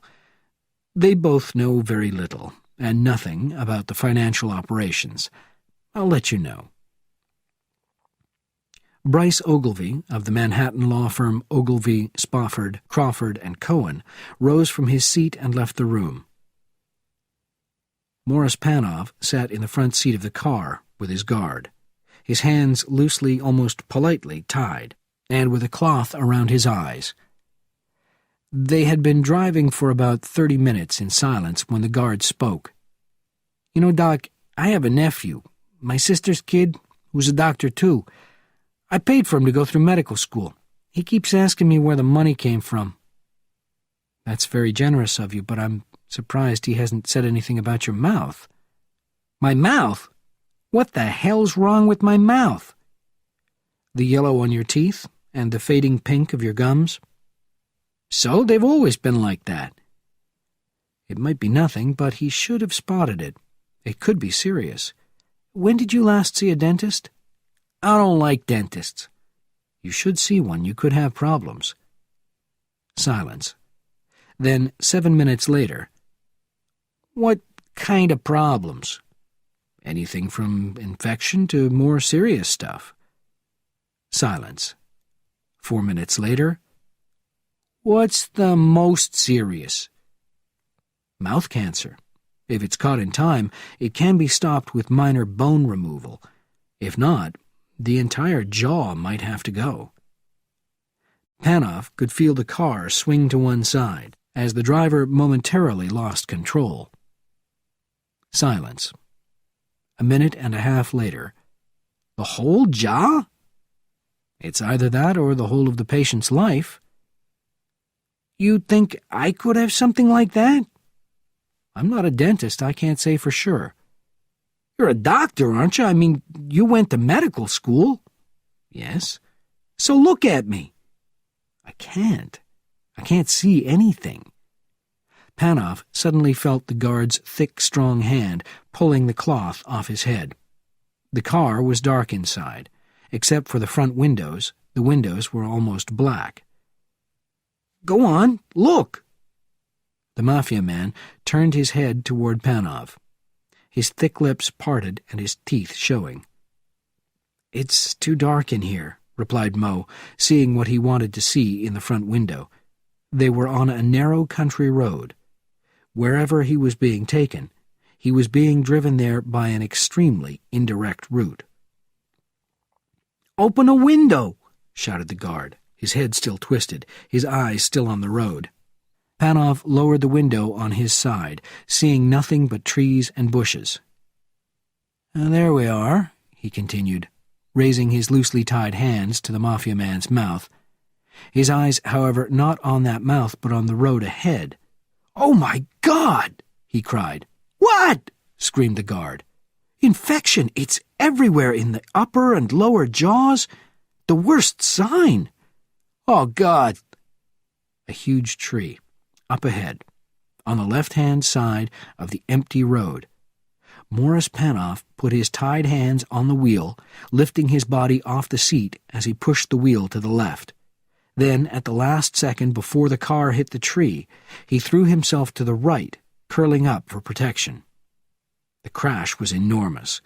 Broken glass and crushed metal accompanied the rising mists of steam and the growing fires underneath that would soon reach a gas tank. The guard was still breathing, not dead, his face bleeding. Panov pulled him out of the wreck and into the grass as far as he could, just before the car exploded. Panov released his loosely tied hands and picked the pieces of glass out of the guard's face. He then checked for broken bones, but it seemed that the man had been lucky. Panov searched the guard's clothing, astonished at the money that was there, about $6,000, and the various driver's licenses, 5 different identities from 5 different states. He took the money and the licenses to give to Alex Conklin, but he left the wallet. There were photographs of the man's family. "Goodbye, my friend," thought Panov as he crawled over to the road, stood up, and smoothed his clothes, trying to look as respectable as possible. He started to walk, continuing north in the direction the car had been taking. The soldier's heart was not on a boulevard or an avenue. Instead, it was in a dead-end alley around the corner from a closed factory, in what had to be the ugliest part of Argenteuil. Bourne limped through the door and made his way to the crowded bar. He bought a beer and looked around. The place was full of men who looked like soldiers or former soldiers. Fights started from time to time and were stopped by the muscular waiters. Bourne took out a piece of paper and wrote on it, "The nest of a blackbird is worth 1,000,000 francs. Object: private business advice. If interested, be at the old factory around the corner in 30 minutes. Where is the harm? An additional 5,000 francs for being there alone." Bourne folded the paper over a 100-franc note and signaled the barman. Slowly, the man moved his large body forward and leaned his thick, tattooed arms on the bar. "What is it?" he asked. "I have written a message for you," replied Bourne. "I am a man who carries wounds, but I am not a poor man." Bourne passed the paper and the banknote, then turned and headed for the door. Outside, he hurried up the broken sidewalk toward the alley's entrance. He stood still, moving only his hand to feel the hard steel and the security of his automatic. 10 minutes passed. Then 15. Then the door of the cafe opened, and the barman came out. Bourne watched as he walked across the street. "I am here," said the barman. "And I am grateful. Your name?" "Santos. I believe you mentioned 5,000 francs in your note." "It's here." Bourne held out the money. "Thank you," said Santos, walking forward and accepting the bills. "Take him," he added. Suddenly, Bourne heard running footsteps behind him. Before he could reach his weapon, something heavy crashed down on his head.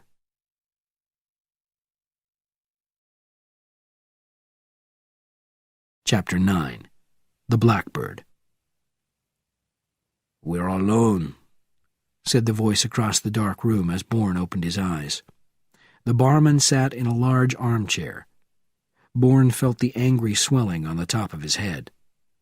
"There's no break, no blood. Only what I imagine is a very painful lump," said the Jackal's man. "That's accurate, especially the last part. At your side, on a table, is an ice bag. You should use it." Bourne reached down, grabbed the cold bag, and brought it to his head. "You're very kind," he said coldly. "What do you know about the Blackbird?" said the barman. "Do we do business? 1,000,000 francs worth?" "It seems to me that if a buyer mentions such an amount in the first offer, it will go higher," the Jackal's man said. 1.5 million, maybe even 2. "But I'm not the buyer.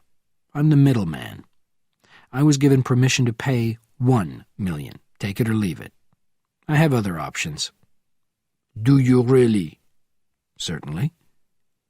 "Not if you're a dead body found floating in the sand without any identification."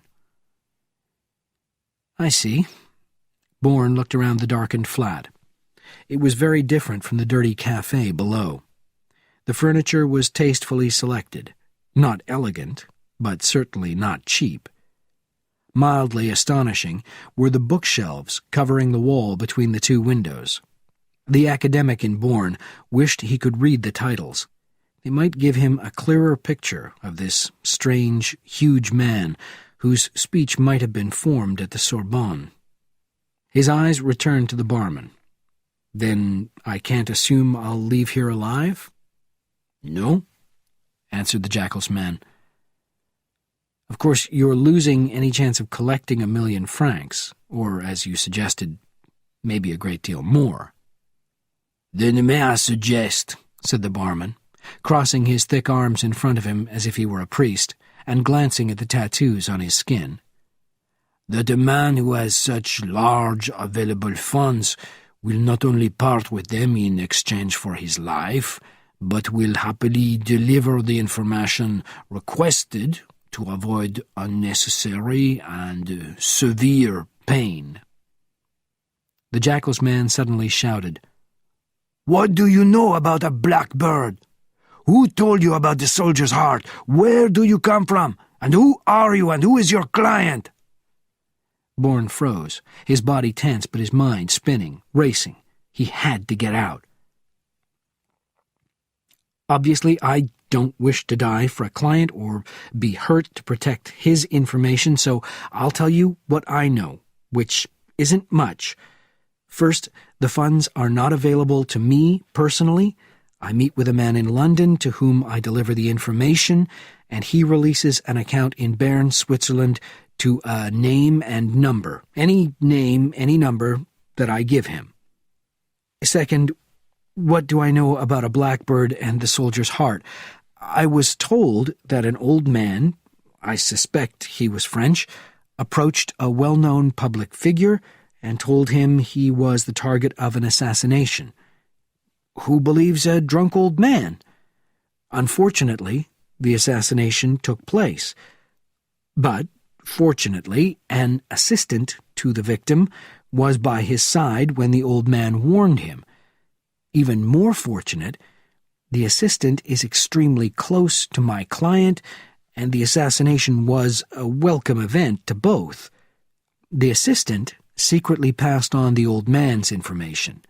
A blackbird is sent a message through a cafe known as the Soldier's Heart in Argenteuil.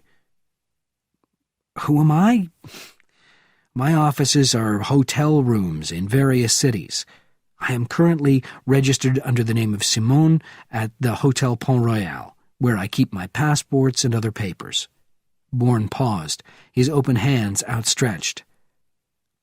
I've told you the entire truth as I know it. Not the entire truth, said the barman. Who is your client? I'll be killed if I tell you. I'll kill you now if you don't. He picked up Bourne's hunting knife. The blade shone in the light of the floor lamp. My clients are a group of powerful men in the United States. They guard their names like nuclear secrets. But I know of one, and he should be enough for you. Who? Find out for yourself. Find out that I'm telling you the truth, and in the process, make yourself so rich that you can do anything you want to do for the rest of your life. Where's the harm? I can be refused. My clients refuse. There's no trap. My clients don't want to see the blackbird. They want to hire him. How could this be done? How can I be satisfied? Invent a high position for yourself and reach the American ambassador in London. The name is Atkinson. Tell him you've received secret instructions from Snake Lady. Ask him if you should accept them. Snake Lady? What's that? Medusa. They call themselves Medusa. Where the hell are you? Shouted Alexander Conklin in Virginia. I don't know, Panov replied. They drugged me, Alex. I talked. We assumed that. We have to know where you are. Others are looking for you, too. A guy in a truck gave me a lift and I jumped off in the first town. But I didn't see a sign. Wait a minute, there's a drugstore across the street. The sign says, Battleford's Best. Will that help? There was a sigh on the line. Yes. If you knew anything about the Civil War, you'd know it too. Find your way to the old battleground at Ford's Bluff. There are signs everywhere. A helicopter will be there in 30 minutes, and don't say anything to anybody. Bourne walked into the Hotel Pont Royal and immediately approached the night concierge, taking out a 500-franc note and placing it quietly in the man's hand. The name is Simon, he said, smiling. I've been away. Any messages? No messages, Monsieur Simon, was the quiet reply.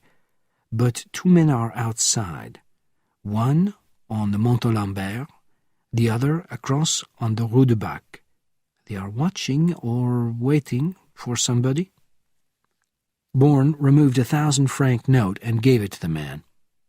I pay for such eyes, and I pay well. Keep watching. Of course, sir. Reaching his room, Bourne saw that everything was as he had left it. The bed. Oh, God, he needed to rest. To sleep. He couldn't do it any longer. Something was happening inside him, less energy, less breath. He wanted to lie down. No. There was Marie. There was Bernardine. He went to the telephone and dialed the number. Nothing, the old man said. She's not on any international flight currently in the air or scheduled for departure. I even checked the transfers from London, Lisbon, Stockholm, and Amsterdam. Nothing. There has to be.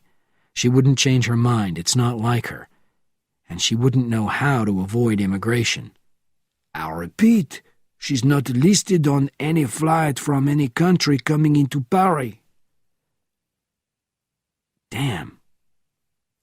I will keep trying, my friend. According to Alex, one should never underestimate your Marie. François Bernardin woke up suddenly, frowning, disturbed. She wouldn't change her mind. The words of the husband who knew her best. She's not listed on any flight from any country coming into Paris, his own words. Paris. The important word was Paris. But suppose it was not Paris? Bernardin crawled rapidly out of bed in the early morning light. He shaved, washed, dressed, and walked down into the street to his Peugeot. 58 minutes later, he swung the car into the parking lot of a small plain brick building in Orly Airport. It was a branch of the Department of Immigration, an important one known as the Office of Air Entries, where computers kept up-to-date records of every traveler flying into France at all the international airports. 19 minutes later, he had his answer, but the information was too late. Bernardin found a payphone and dialed the Pont Royal. "Yes?" said the voice of Jason Bourne. "It's François. I apologize for waking you." "I was just getting up. What's happening?" "I'm out at Orly, and I'm afraid I have bad news. Your wife flew into Marseille slightly over 2 hours ago. Not Paris, Marseille." "Why is that bad news?" cried Bourne. "We know where she is. We can—" "Oh, God, I see what you mean. She can take a train, hire a car. She can even fly up to Paris under any name she wants to use." Bourne's watch read 1 o'clock when 2 men walked out of the alley and across the street. "Santos will see you now," said one of them. "I don't see him." "You have to come with us. He does not leave the soldier's heart." "Why do I not like that?" "There is no reason for such feelings. As I said earlier, he has peace in his heart." Bourne was led down the alley, past the cafe's entrance, to a small break in the buildings. One by one, borne between the 2 men, they made their way to the back of the cafe. Bourne was led through an unexpectedly beautiful garden to a small outside elevator. It barely held the 3 of them. When the iron gate was closed, the silent messenger pressed a button in the darkness and spoke. "We are here, Santos. Camélia, bring us up." "Camélia?" asked Bourne. "He knows everything is all right," said the other man. "If not, my friend might have said Rose." "What would happen then?" "You don't want to think about it." The elevator stopped, and the quiet messenger opened a thick steel door. Bourne was led into the familiar room with its tasteful, expensive furniture. "You may leave, my friends," said Santos from an armchair. The 2 messengers, instead of heading for the back of the room and the elevator, opened a door in the left wall and disappeared. "Sit down, Mr. Simon," said Santos. "How is your head?" "The swelling's gone down. Thank you." Bourne sat on the large couch. "I understand you have peace in your heart." "And a desire for 3 million francs. "Then you were satisfied with your call to London?" "Yes. No one could have programmed the ambassador into reacting the way he did. He was very frightened. There is a snake lady, and she creates extraordinary fear in high places. Now, you say that you, and you alone, must reach the Blackbird. May I ask why?" "Because if one drunk old man can talk about the soldier's heart, then others may do so. You can be traced by the police. My clients want no connection with you." "Even through you?" "Later I'll disappear. You won't, though maybe you should think about doing so. Here, I brought you something." Bourne sat forward on the couch and reached into his back pocket. He pulled out a roll of franc notes held together by a rubber band. He threw it over to Santos, who caught it in midair. 200,000 francs in advance. Give me the information I need, and I'll deliver it to London. Whether or not the Blackbird accepts my client's offer, you will still receive the balance of the 3 million. Santos got up from the chair and walked across to a card table. "If you will, please, come over here." Bourne rose from the couch and walked over to the card table, suddenly astonished. Spread across the table were his 3 passports, as well as the gun and the knife taken from him last night. "I'll accept your money now," said Santos. "But instead of you flying to London, London will fly to Paris. Tomorrow morning, when he arrives at the Pont Royal, you'll call me. I'll give you my private number, of course. Then we'll have an exchange. The money for the information." "I'll do what I can," said Bourne. 2 hours later, he called Bernardin. "My God, it is 4 o'clock in the morning, so I can assume you have something important to tell this 70-year-old man." "I've got a problem." "You've got too many problems, but never mind. What is it?" "I'm as close as I can be, but I need another man." "What kind of man?" "My contact with the Jackal expects an Englishman to fly over from London this morning with 2,800,000 francs. "Far less money than you have, I assume." "Yes, but I'm being watched, so I can't go to the bank, and I don't have an Englishman to bring what I can't get to the Pont Royal." "I can get the money for you. Sign a paper releasing it to me. Give the paper to the hotel concierge, and I'll pick it up." "Fine. What about the Englishman, this morning?" "Not a problem, old boy," said the Frenchman in a perfect English accent.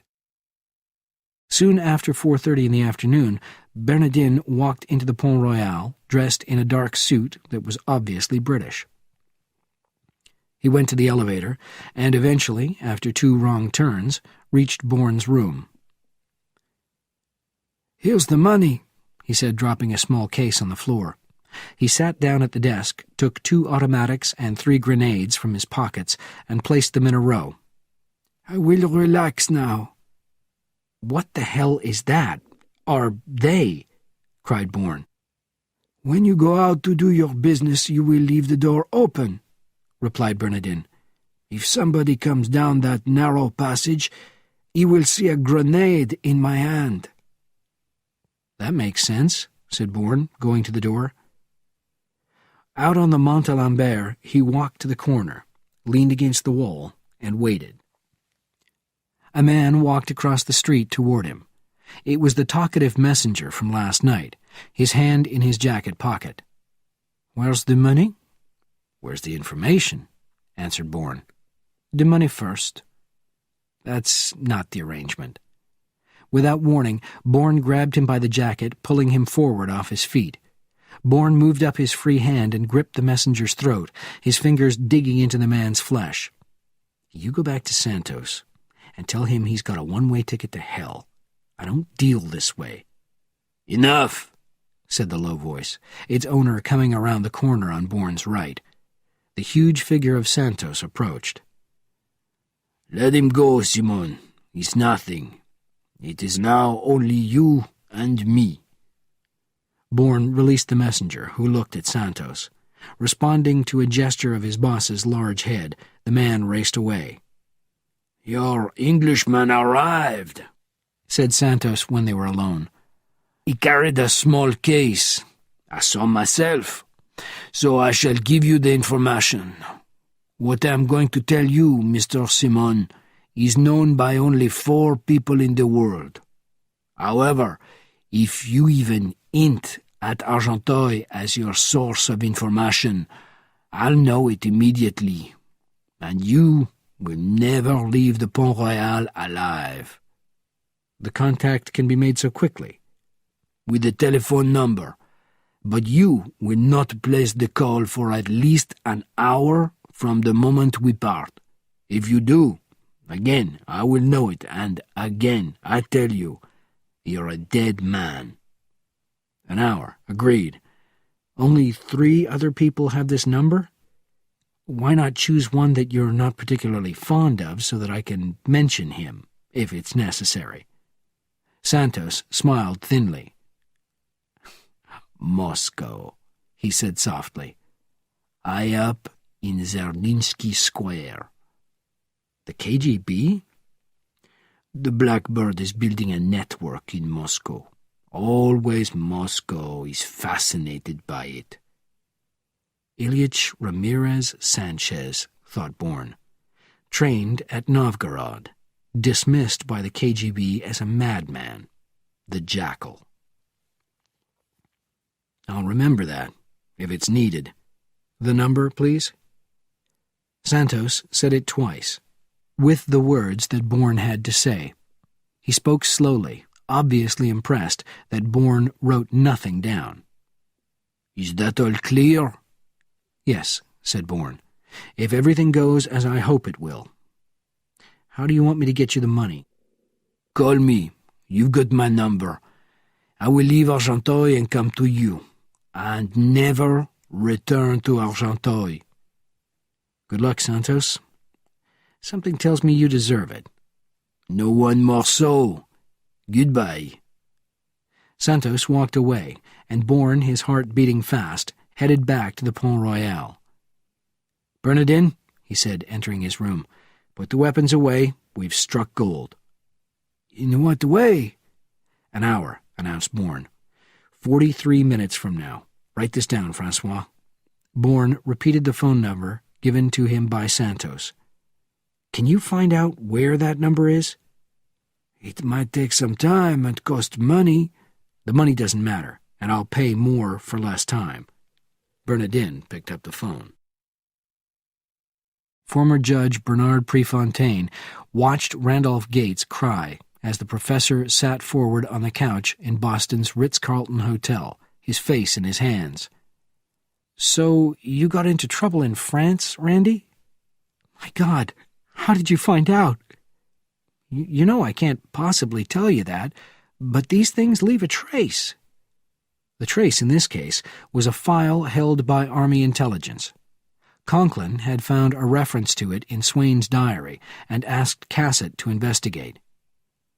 "You don't know what it was like," said Gates. "I was setting up a business deal when I was kidnapped. Then I was thrown into a plane and flown to Marseille, where the most horrible things happened to me. I was kept in a room, and every few hours I was given drugs. For more than 6 weeks. Women were brought in, movies made. I wasn't myself." "So you became the Jackal's man in the world of high finance." "It's how he found me. The deal I was trying to do was opposed by some people in the Far East. They hired him. Oh, my God, he'll kill me." "Yes, he probably will. Sorry about that, Randy." "What am I going to do?" "There's a way. First, a long rest at a private health center. But even before that, your complete cooperation right now. If you help, the Jackal will be killed. And you'll be free, Randy." "I'll do anything."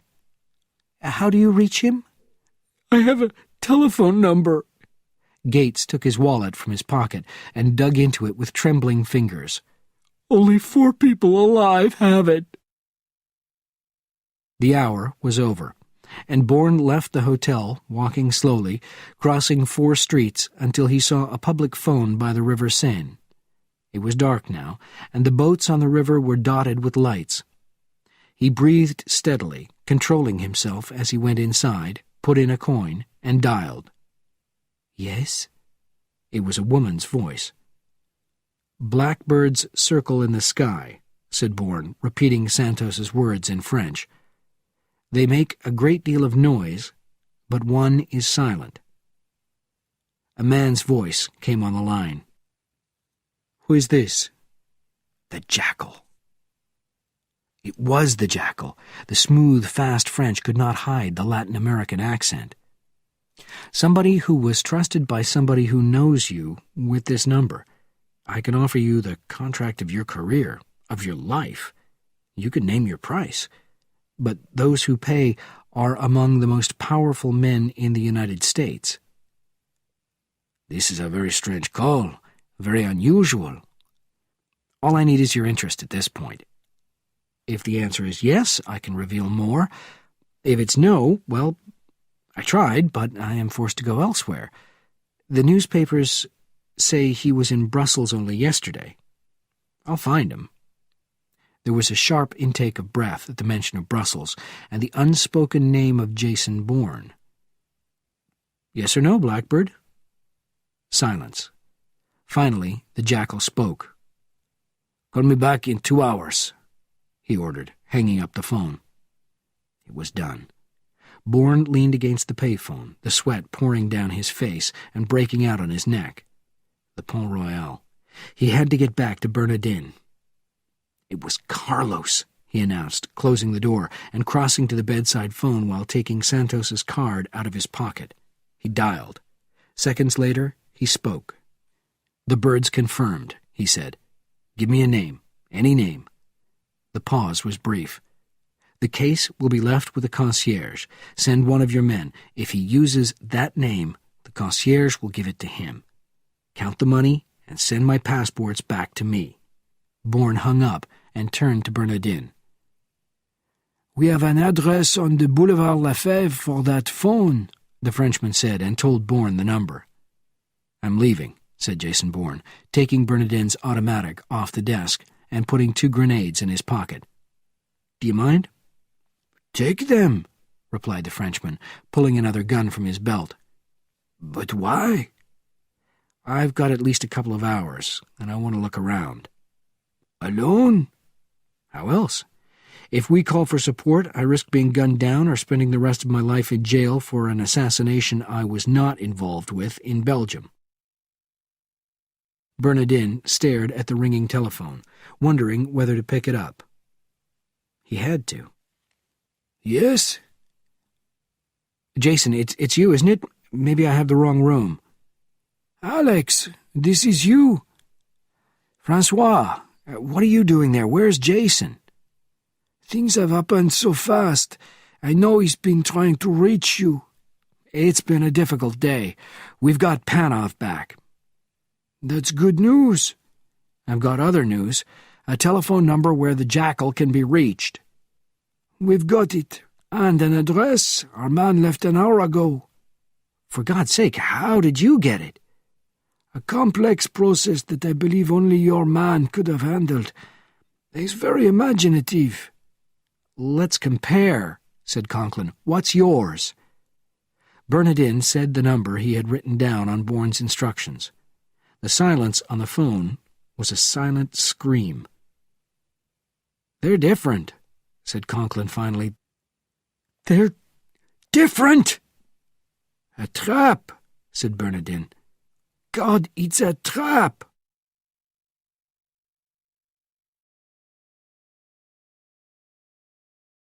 Chapter 10. The Maurice.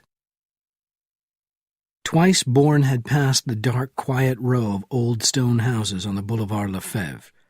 He then returned to the Rue Delessia and found a sidewalk cafe. He ordered coffee. As the waiter returned to the service bar, Bourne pulled out his small notebook and pen, shutting his eyes for a moment, then opening them and drawing everything he could remember.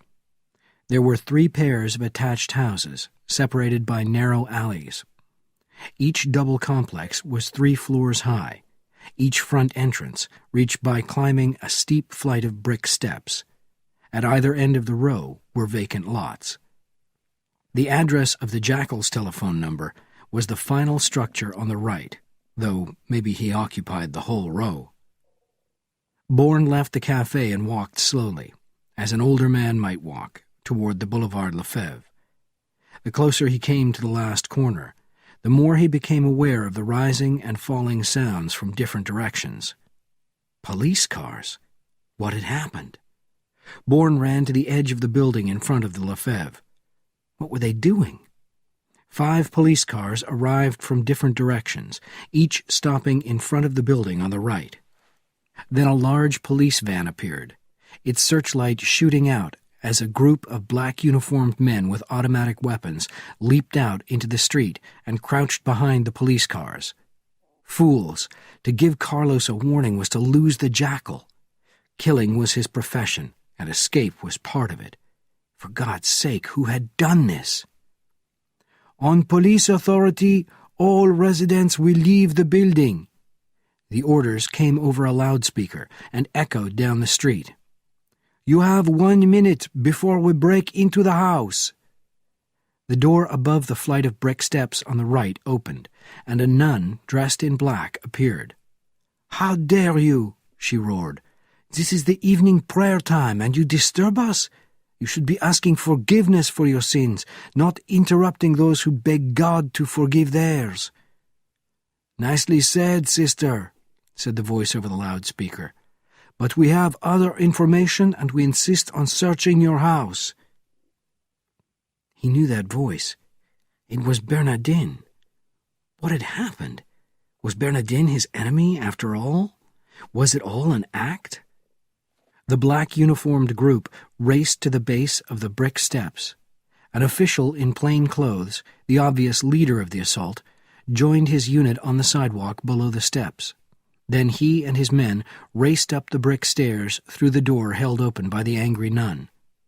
Bourne held his place at the edge of the building, his eyes on the strange scene on Lefebvre. 12 minutes passed. Then the assault team left, several members bowing and kissing the hand of the real or pretending nun. "Bernardin!" screamed the official, approaching the first police car. "You are finished! Out! Never are you to talk to anybody in the deuxième again. If I had my way, you'd be shot. Nuns! Get out of my car before I shoot you by accident." Bernardin got out of the police car, his old, unsteady legs barely able to maintain balance. The police cars and the van raced away. Bourne had to wait, his eyes moving from Bernardin to the front entrance of the Jackal's house. And it was the Jackal's house. The nun proved it. Carlos could never let go of his lost faith. He often used it as cover, but it was much more than that. Much more. Bernardin walked into the shadows of a storefront across from the house of the nuns. Bourne reached the corner and ran down the sidewalk. "For God's sake, what happened?" he cried. "It's a trap, my friend," said Bernardin. "What?" "Alex and I confirmed it. The telephone numbers were different. I gather that you didn't make your call to Carlos." "No, I had the address and I wanted him to wait. What's the difference? This is the house." "No, this is where your Mr. Simon was supposed to go, and if he was truly Mr. Simon, he would be taken to another place. But if he was not Mr. Simon, but somebody else, then he would be shot. Bang! Another dead body in search of the jackal."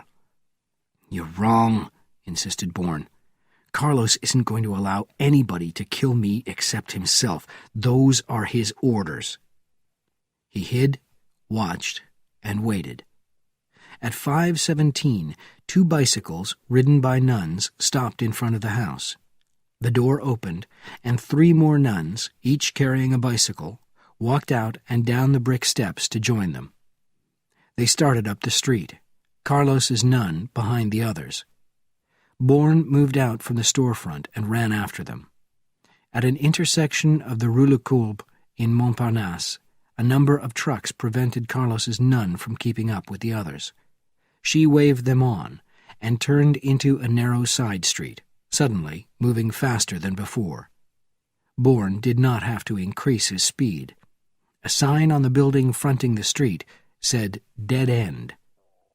There was no other way out. He found the bicycle chained to a street lamp and waited in the darkness of a doorway. He leaned against the stone, breathing heavily, feeling the tiredness in his legs. Only a few short years ago, there would have been none. The sound of a handle turning broke the stillness of the street, followed by the noise of a heavy door being opened. It was the entrance to the apartment in front of the chained bicycle. Bourne watched the woman rush to the lamp-post. He walked forward.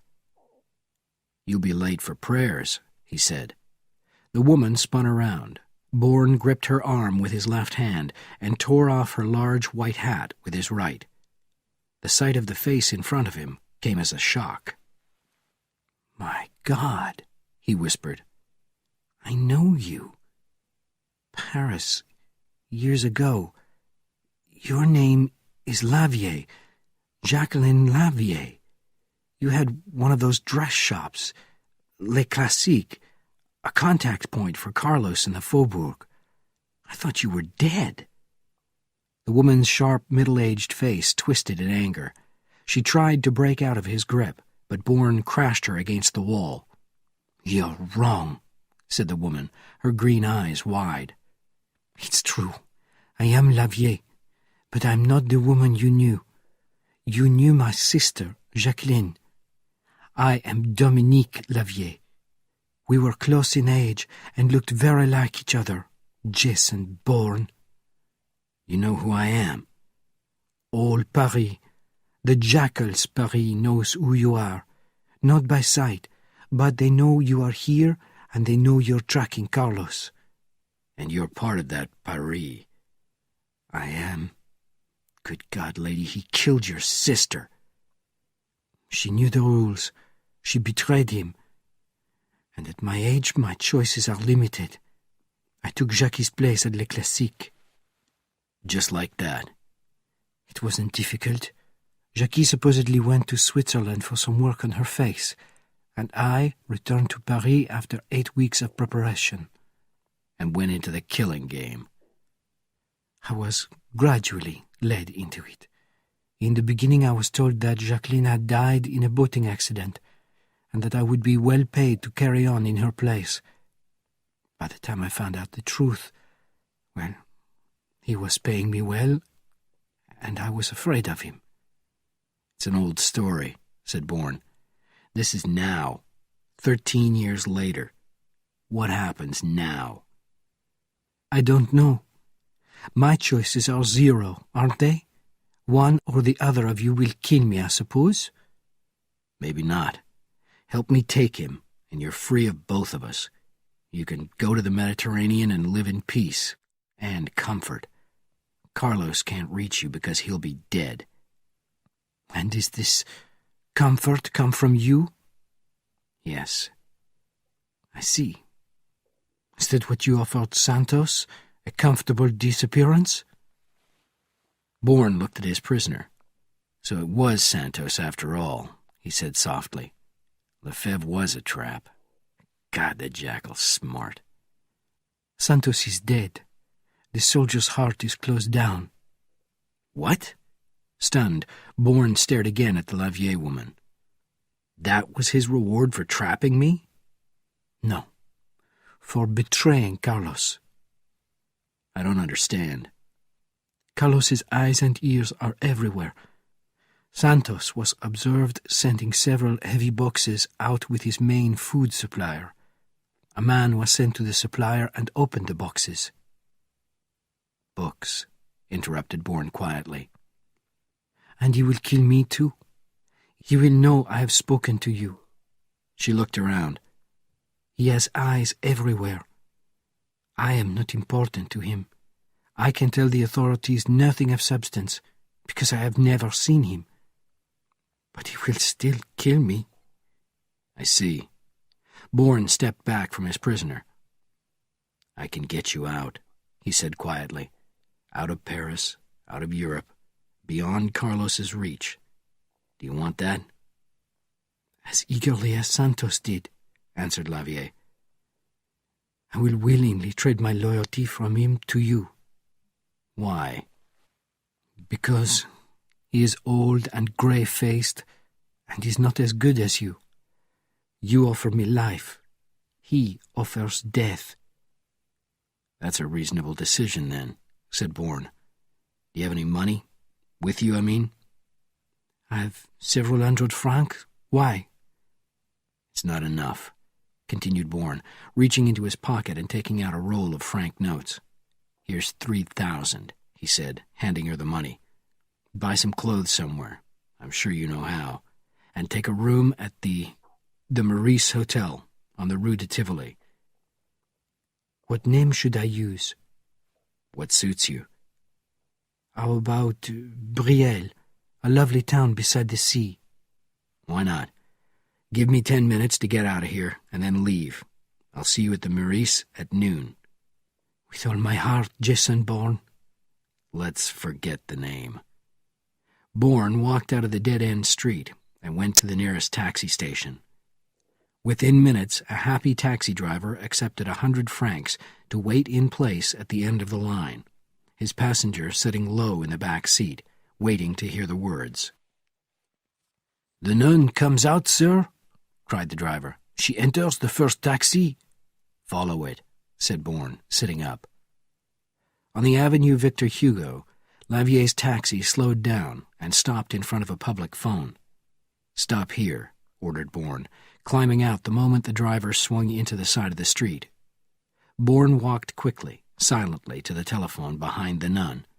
He could hear her clearly as he stood 3 meters away. "The Meurice," she shouted into the phone. "The name is Brielle. He'll be there at noon." Yes, I'll stop at my apartment, change clothes, and be there in an hour." Lavier hung up and turned, shocked by the sight of Bourne. "No!" she screamed. "Yes, I'm afraid," said Bourne. "He's old and grave-faced. Those were your words, Dominique. Quite descriptive for somebody who never met Carlos." A little later, an angry Bernardin walked out of the Hotel Pont Royal and approached the taxi. "This is mad," he said. "Get in," said Bourne, on the far side of the woman dressed as a nun. Bernardin did so, staring at her. "Meet one of the Jackal's more talented performers." The taxi made a U-turn and entered the Rue de Bac. "We're going to the Meurice," added Bourne. "I'm sure there's a reason," stated Bernardin. "It's the Jackal's final trap for me," answered Bourne. "Thanks to the persuasive lady here. He expects me to be there, and I'll be there." "I'll call in the deuxième. I still have some friends there." "No," said Bourne. "I can't take the chance. One man could send out an alarm."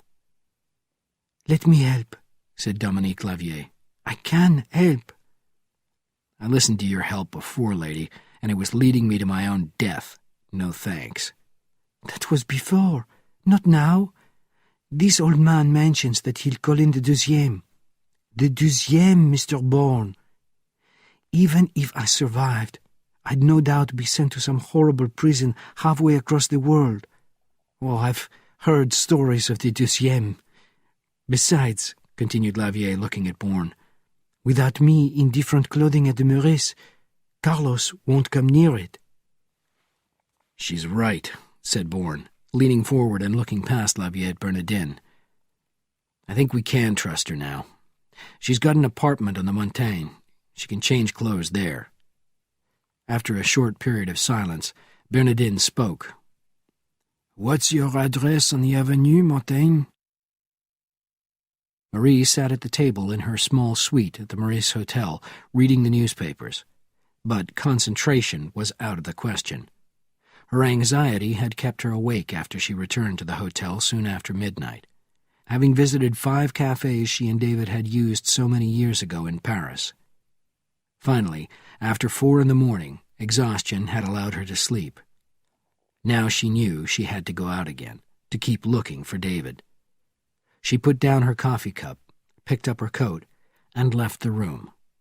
The ride down to the ground floor seemed to last forever, because of an American couple who kept complaining that not enough people in Paris spoke English. Finally, the elevator doors opened, and Marie walked rapidly out into the crowded Meurice hallway.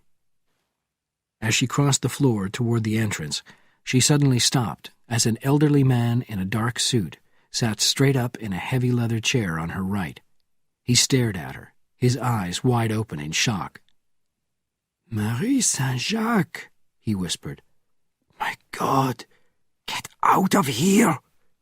"I beg your... what?" The old Frenchman, quickly, with difficulty, rose to his feet.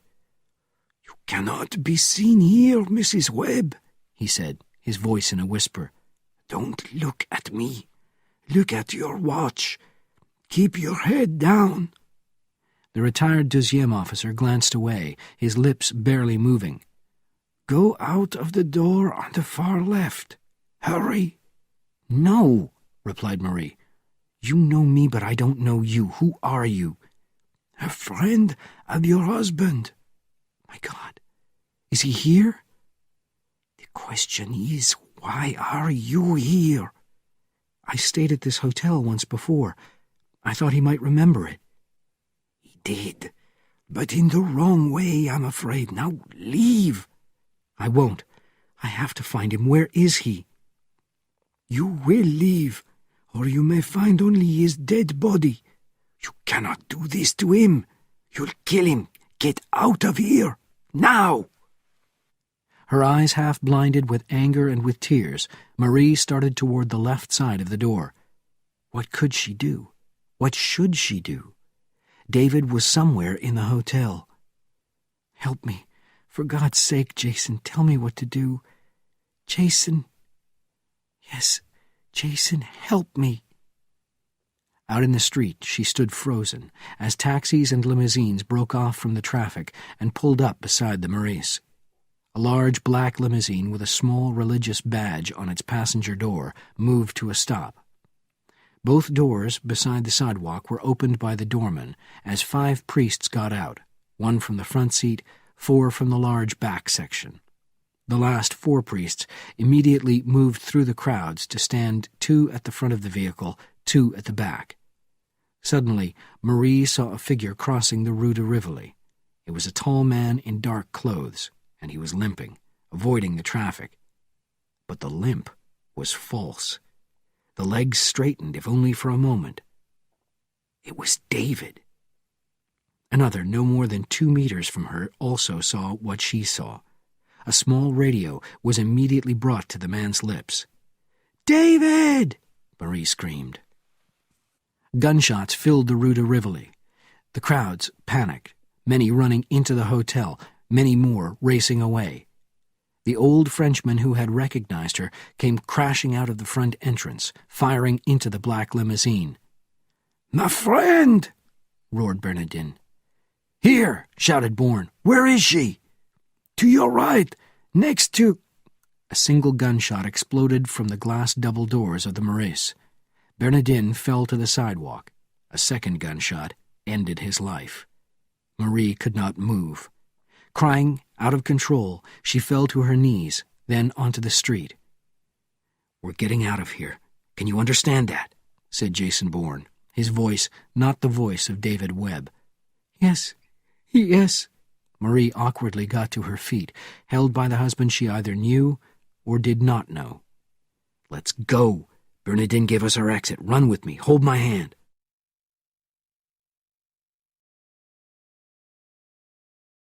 Chapter 11. The KGB. Bourne and Marie drove south to the small city of Corbeil-Essonnes, where there was a new shopping center several kilometers west of the highway. From a public telephone, Bourne placed a call to Vienna, Virginia, but Alex Conklin wasn't there. Instead, there was the voice of a recorded operator saying, "The telephone number you have called is no longer in service." Bourne called the apartment in Washington and heard another recorded voice. "This is Alex," it said. "I'll be away for some time visiting a place where a grave error was made. Call me in 5 or 6 hours. It's now 9:30 in the morning, Eastern Standard Time. Out, Juliet." Stunned, his mind spinning, Bourne hung up the phone and stared at Marie. Something's happened, and I have to make sense of it. His last words were, "Out, Juliet." "Juliet," Marie said. Hotel India Juliet. It's the International Radio Operator's alphabet. Juliet's for J, and J is for Jason. What was the rest? He's visiting somewhere where a grave error was made. What? He said to call him in 5 or 6 hours. He was visiting a place where a grave error... Grave? My God. It's Rambouillet. The cemetery? Where he tried to kill me 13 years ago. When he thought I'd changed sides. That's it. Rambouillet. Not in 5 or 6 hours, objected Marie. Whenever he left the message, he couldn't fly to Paris and then drive to Rambouillet in 5 hours. He was in Washington. Of course he could. We've both done it before. An Army jet out of Andrews Air Force Base to Paris. Bourne suddenly looked at his watch. It's still only around noon in the islands. Let's find another phone. Johnny? Tranquility? You really think... I can't stop thinking, interrupted Bourne, rushing ahead. There's a phone inside, over there, he said, approaching the huge windows of an ice cream shop. Get me a chocolate one, he said, leading Marie into the crowded store. Bourne crossed to the phone, immediately understanding why it was not used. The noise of the store was almost unbearable. 3 minutes later, holding his hand against his left ear, Bourne had the unexpected comfort of hearing Tranquility Hotel's most annoying employee over the phone. This is Mr. Pritchard, Tranquility Hotel's assistant manager. May I inquire as to the nature of your... You can shut up, shouted Bourne. Get Johnny St. Jacques on the phone now. This is his brother-in-law. Of course, sir. 1 moment, please. Johnny? David, where are you? That doesn't matter. Get out of there. Take the kids and Mrs. Cooper and get out. We know all about it. Alex Conklin called several hours ago and said somebody named Holland would reach us. I gather he's the chief of your intelligence service? He is. Did he? Yeah, about 20 minutes after I talked to Alex. He told us we're being taken out by helicopter around 2 o'clock this afternoon. David, what the hell is going on? Where's Marie? She's all right. I'll explain everything later. Just do as Holland says. Did he say where you were being taken? He didn't want to, but no American is going to order me and your kids around, my Canadian sister's kids. He said we were going to a safe house in Virginia. It's on a piece of land in Fairfax with no public entry and its own airfield. I know the place, said Bourne. It's called Tannenbaum. He's right. It's the best of the safe houses. He likes us. I asked you before, where's Marie? She's with me. She found you? Later, Johnny. I'll reach you in Fairfax. Bourne hung up the phone. They met at Rambouillet and drove to a small country restaurant. Alex Conklin, Mo Panoff, Jason Bourne, and Marie Webb. The family was together. They sat around a table at the back. The owner said that the cooking was extraordinary, but since nobody was hungry, Bourne paid for 4 starters to keep the owner happy. We'll be working with the Soviets, Conklin said. It's all right. Holland arranged it, and I know the contact. I've known him for years, but Washington doesn't know that I know him. His name is Krupkin, Dmitri Krupkin, and he can be bought and paid for. For how much? Marie asked. Considering his position in the Paris KGB, I'd say around 50,000 American dollars. Offer him 35, Marie said, and go up to 75 under pressure. Up to 100 if necessary, of course. For God's sake, cried Bourne. We're talking about us, about the jackal. Give him anything he wants. We have the money. Too easily bought by us, too easily bought by the other side. Is she right? Asked Bourne, staring at Conklin. Normally, of course, but in this case it would have to be something like a diamond mine. Nobody wants Carlos in the dead file more than the Soviets, and the man who brings in his dead body will be the hero of the Kremlin. Remember, Carlos was trained at Novgorod. Moscow never forgets that. Then do as she says. Buy him, said Bourne. I understand. Conklin leaned forward. "I'll call him tonight, payphone to payphone, and get it settled. Then I'll arrange a meeting tomorrow, maybe lunch somewhere outside Paris." "Why not here?" asked Bourne. "It's quiet and I'll know how to get here." "Why not?" agreed Conklin. "I'll talk to the owner." He turned to the others. "But not the four of us, just Jason and me." "I assumed that," said Bourne coldly. "Marie must not be involved. She must not be seen or heard. Is that clear?" "David," said Marie angrily, "you cannot and will not order me around. Do you understand that?" "Loud and clear, lady. Then maybe you should go back to the States so you won't have to listen to me." Jason Bourne rose from the table, pushing the chair behind him. "Tomorrow's going to be a busy day, so I have to get some sleep. I'll be in the car for 2 minutes. You decide whether to stay or go. I'm sure Alex can get you out of France."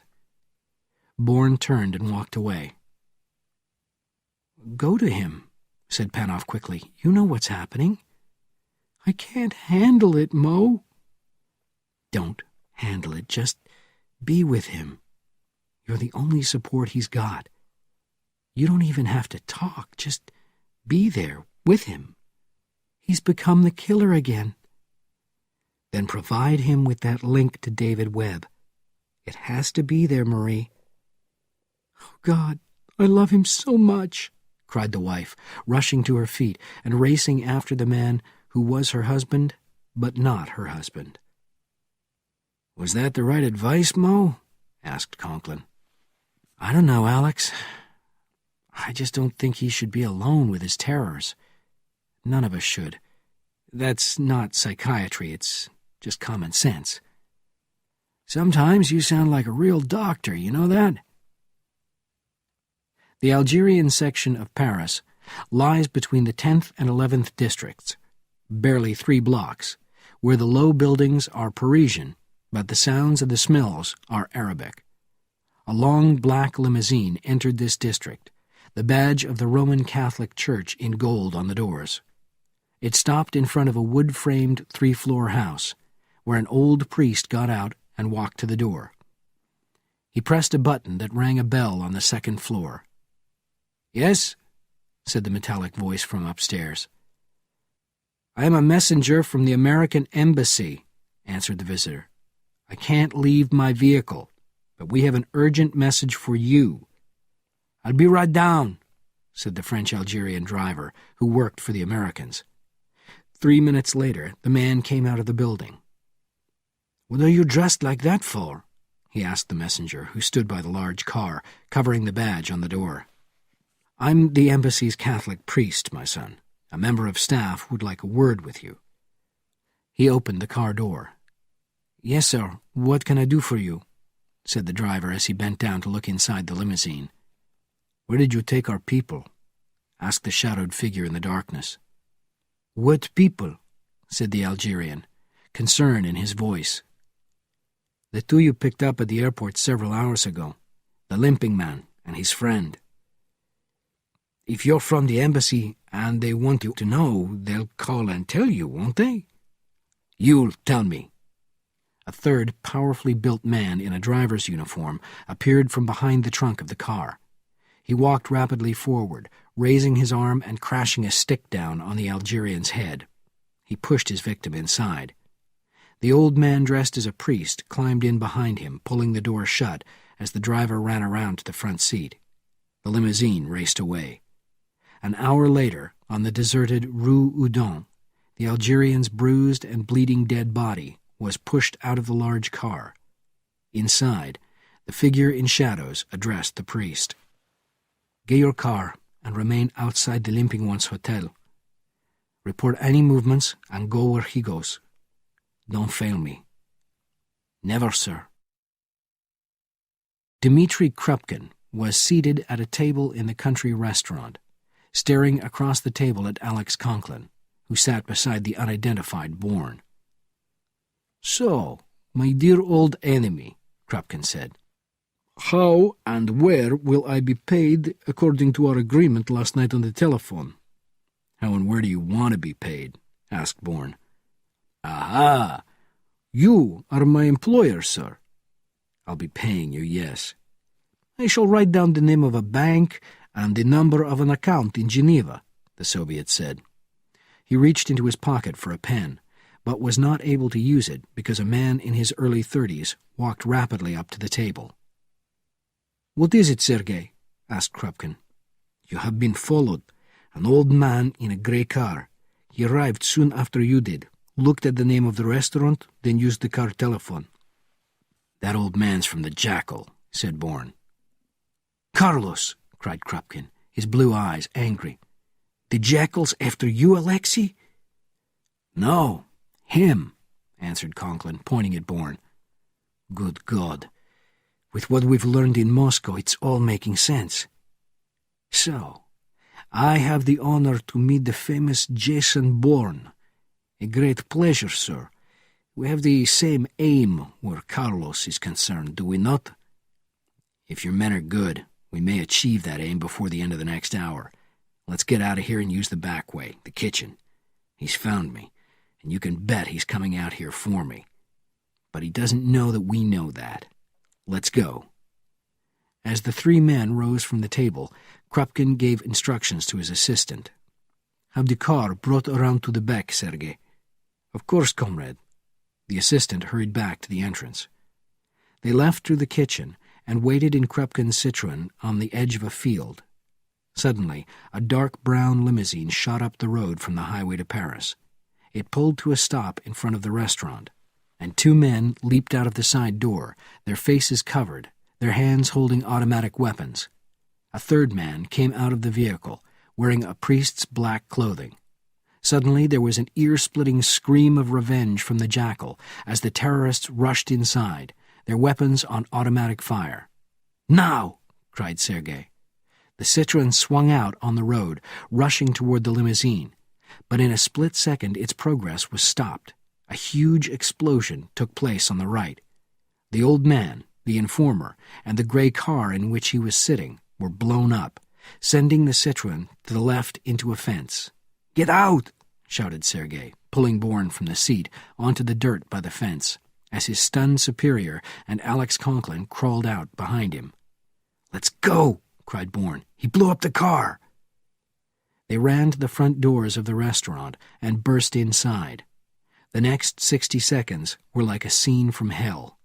The waiter and two male customers were dead, lying on the floor with blood running from their heads.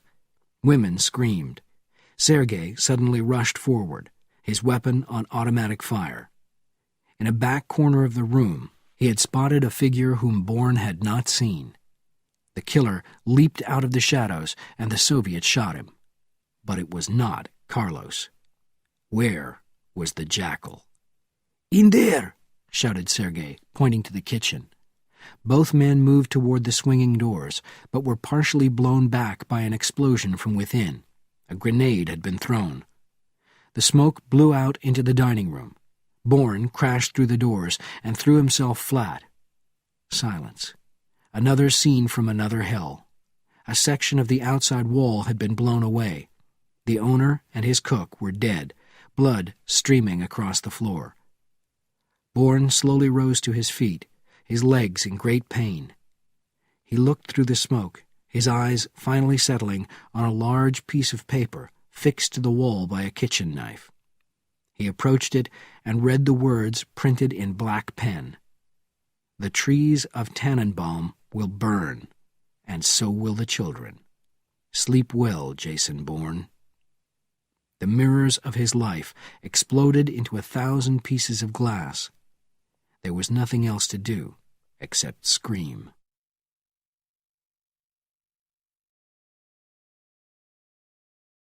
Chapter 12. The Apartment. The gray Citroën was parked 100 meters away from the entrance of Dominique Lavier's apartment building on the fashionable Avenue Montaigne. Krupkin, Conklin, and Bourne sat in the back. Sergei could be seen walking out of the glass doors. He crossed the wide street toward the Citroën, reached the car, and climbed in behind the wheel. "Everything is as it should be," he said, looking around. "The lady has not returned, and the apartment is number 21, second floor, right front side. It has been swept thoroughly. There are no hidden microphones." That makes sense. The jackal could hardly have been checking personnel all over Paris. It all gets so complicated. "I have arranged entry to Madame Lavier's flat with the concierge. I have identified you all as belonging to the 12e. "Good," said Krupkin. And then to Bourne and Conklin, "Let's go." In the entrance hall, Krupkin nodded at the formally dressed concierge behind the counter. "The door is open," said the concierge, avoiding direct eye contact. Lavier's flat showed that she worked in the world of fashion. The walls were covered with photographs of people in the business, attending important shows and events. Both Conklin and the Russian immediately began examining the tables, picking up handwritten notes. Then Krupkin's radio suddenly gave out two sharp sounds. "It must be Sergei," he said. "You're in place, comrade?" "Yes." The assistant's quiet voice came from the radio. "The Lavier woman has just entered the building." "Good." "Alex, put the notes down. Lavier's coming." The sound of a key turning a lock echoed through the living room. The three men turned to the door as a shocked Dominique Lavier walked inside. Her astonishment, however, was brief. She calmly replaced the key in her purse and spoke in English. "Well, Crappy, I might have known you were mixed up in this. Ah, the charming Jacqueline. Or may we drop the pretense, Dommy?" "Crappy?" cried Conklin. "Dommy?" "Comrade Krupkin is one of the more public KGB officers in Paris," said Lavier, putting her purse on the table. "It has its advantages," said Krupkin. "I understand you've met our tall American friend here, so I think it is only right I should introduce you to his friend, Alexei Konsolikov." "I don't believe you. He's not Soviet." "You're right. He may introduce himself if he wishes to." "The name's Conklin, Alex Conklin, Miss Lavier, and I'm American. However, my parents were Russian, and I speak the language as well as they did, so my friend Krupkin can't deceive me when we're in Soviet company." "I'm hurt," said Krupkin. "But that isn't important here. You'll work with us, Dommy?" "I'll work with you, Copy. I only ask that Jason Bourne makes clear his offer to me. With Carlos, I'm a caged animal. But without him, I have no money." "Name your price," said Bourne. "Write it down," said Conklin, glancing at Krupkin. "Let me see," said Lavier, walking across to the desk. "I'm within a few years of 60, from one direction or the other, and I will have maybe 15 to 20 years." She wrote a figure on a piece of paper and walked across to Bourne. "I'd prefer not to argue. I believe it's fair." Bourne took the paper and read the amount. $1 million. "It's fair," he said, handing the note back to Lavier. "Add how and where you want it paid, and I'll make the arrangements when we leave here. The money will be there in the morning." Lavier looked into Bourne's eyes. "I believe you," she said, bending over the desk and writing her instructions. She gave the paper back to him. "The deal is made, sir, and may God give us the kill. If he does not, we are dead." Bourne nodded. "I've several questions," he said. "Do you want to sit down?" "Yes." Lavier crossed to the sofa and settled into it. "What happened at the Maurice Hotel?" said Bourne. "How did it happen?" "Your woman, I assume it was your woman, screamed as you crossed the street. The rest you saw for yourself." "How could you have told me to take a room at the Maurice knowing she was there?" "I didn't know. We were here in Paris 13 years ago. My memory of that time isn't good, but the name Maurice means something. Maybe we stayed there. Maybe that's why she chose it. Anyway, what is our position now? Carlos still trusts me. He blames everything on the woman, your wife, I'm told, and has no reason to hold me responsible. Bourne nodded. How can you reach him? I cannot directly, but I can get a message to him. I call several old men at cheap cafes, and they call others. Somehow, the messages get through. Very quickly. Conklin moved closer to her. I want you to send the most urgent message you have ever sent to the Jackal. You must talk to him directly. It's an emergency, and you can talk about it with nobody except Carlos himself. About what? Said Krupkin. What could be so urgent that the Jackal will agree to a meeting? Like our Mr. Bourne, he worries about traps. Conklin shook his head and limped to a side window, deep in thought. He looked down at the street. My God, it could work, he whispered to himself. What could work? Asked Bourne. Dmitri, hurry, call the embassy and have them send the biggest, most impressive limousine you have. The force and urgency of Conklin's command had its effect. The Russian walked rapidly to the telephone and dialed, then spoke into the phone in Russian. It's done, said the KGB officer. And now I think you should give me a good reason for doing it. Moscow, replied Conklin, still looking out the window. What are you saying? Roared Krupkin. We've got to get Carlos out of Paris, said Conklin, turning. Where better than Moscow? In this city, he's got all the firepower, an untraceable network of gunmen and messengers, and many places to hide. London, Amsterdam, Brussels, Rome. They'd all be better for us, but the best is Moscow. Oddly, it's the one place in the world that he can't resist, and also the one that's the least welcoming. Alex, you're losing your mind, Krupkin said. What could Domi say that would make him go to Moscow? That's easy. The KGB in Moscow is getting closer to the Jackal's man in Dzerzhinsky Square. They know he's one of, let's say, 10 or 15 officers in the highest ranks. When they find him, Carlos can't do anything with the KGB. Worse, he'll lose an informer who knows much too much about him to the men who ask painful questions. But how would Domi know that? Said Krupkin. Come over here, Conklin said. Just you for the moment, and stay away from the window. Look around the side of one of the curtains. The Soviet did as he was told. What do you see? Asked Conklin, gesturing to an old brown car below on the street. Krupkin did not bother to reply. Instead, he took his radio from his pocket and pressed a button. Sergei, there's a brown car about 80 meters down the street. We know, sir, interrupted the assistant. We're watching it. It's an old man who hardly moves except to look out of the window. Does he have a car telephone? No, comrade. And if he leaves the car, he'll be followed, so there can be no outside calls unless you direct otherwise. Thank you, Sergei. The Jackal's man, said Bourne, stepping forward. Now do you understand? Asked Conklin, speaking to Krupkin. Of course, replied the KGB official. After we leave, Carlos is told that a Soviet embassy vehicle was sent to pick us up, and for what other reason would we be here except to question Madame Lavier?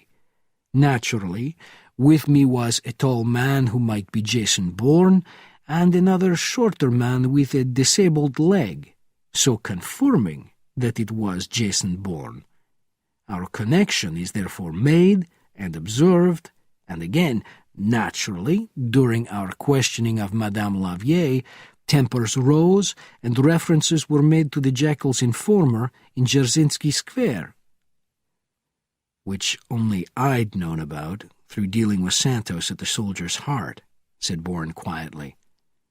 So, Dominique has a believable observer, an old man from Carlos's army of old men, to support the information she delivers. Alex, that brain of yours hasn't lost its power. I hear a professor I once knew. I thought he'd left us. He has. Not for long, I hope.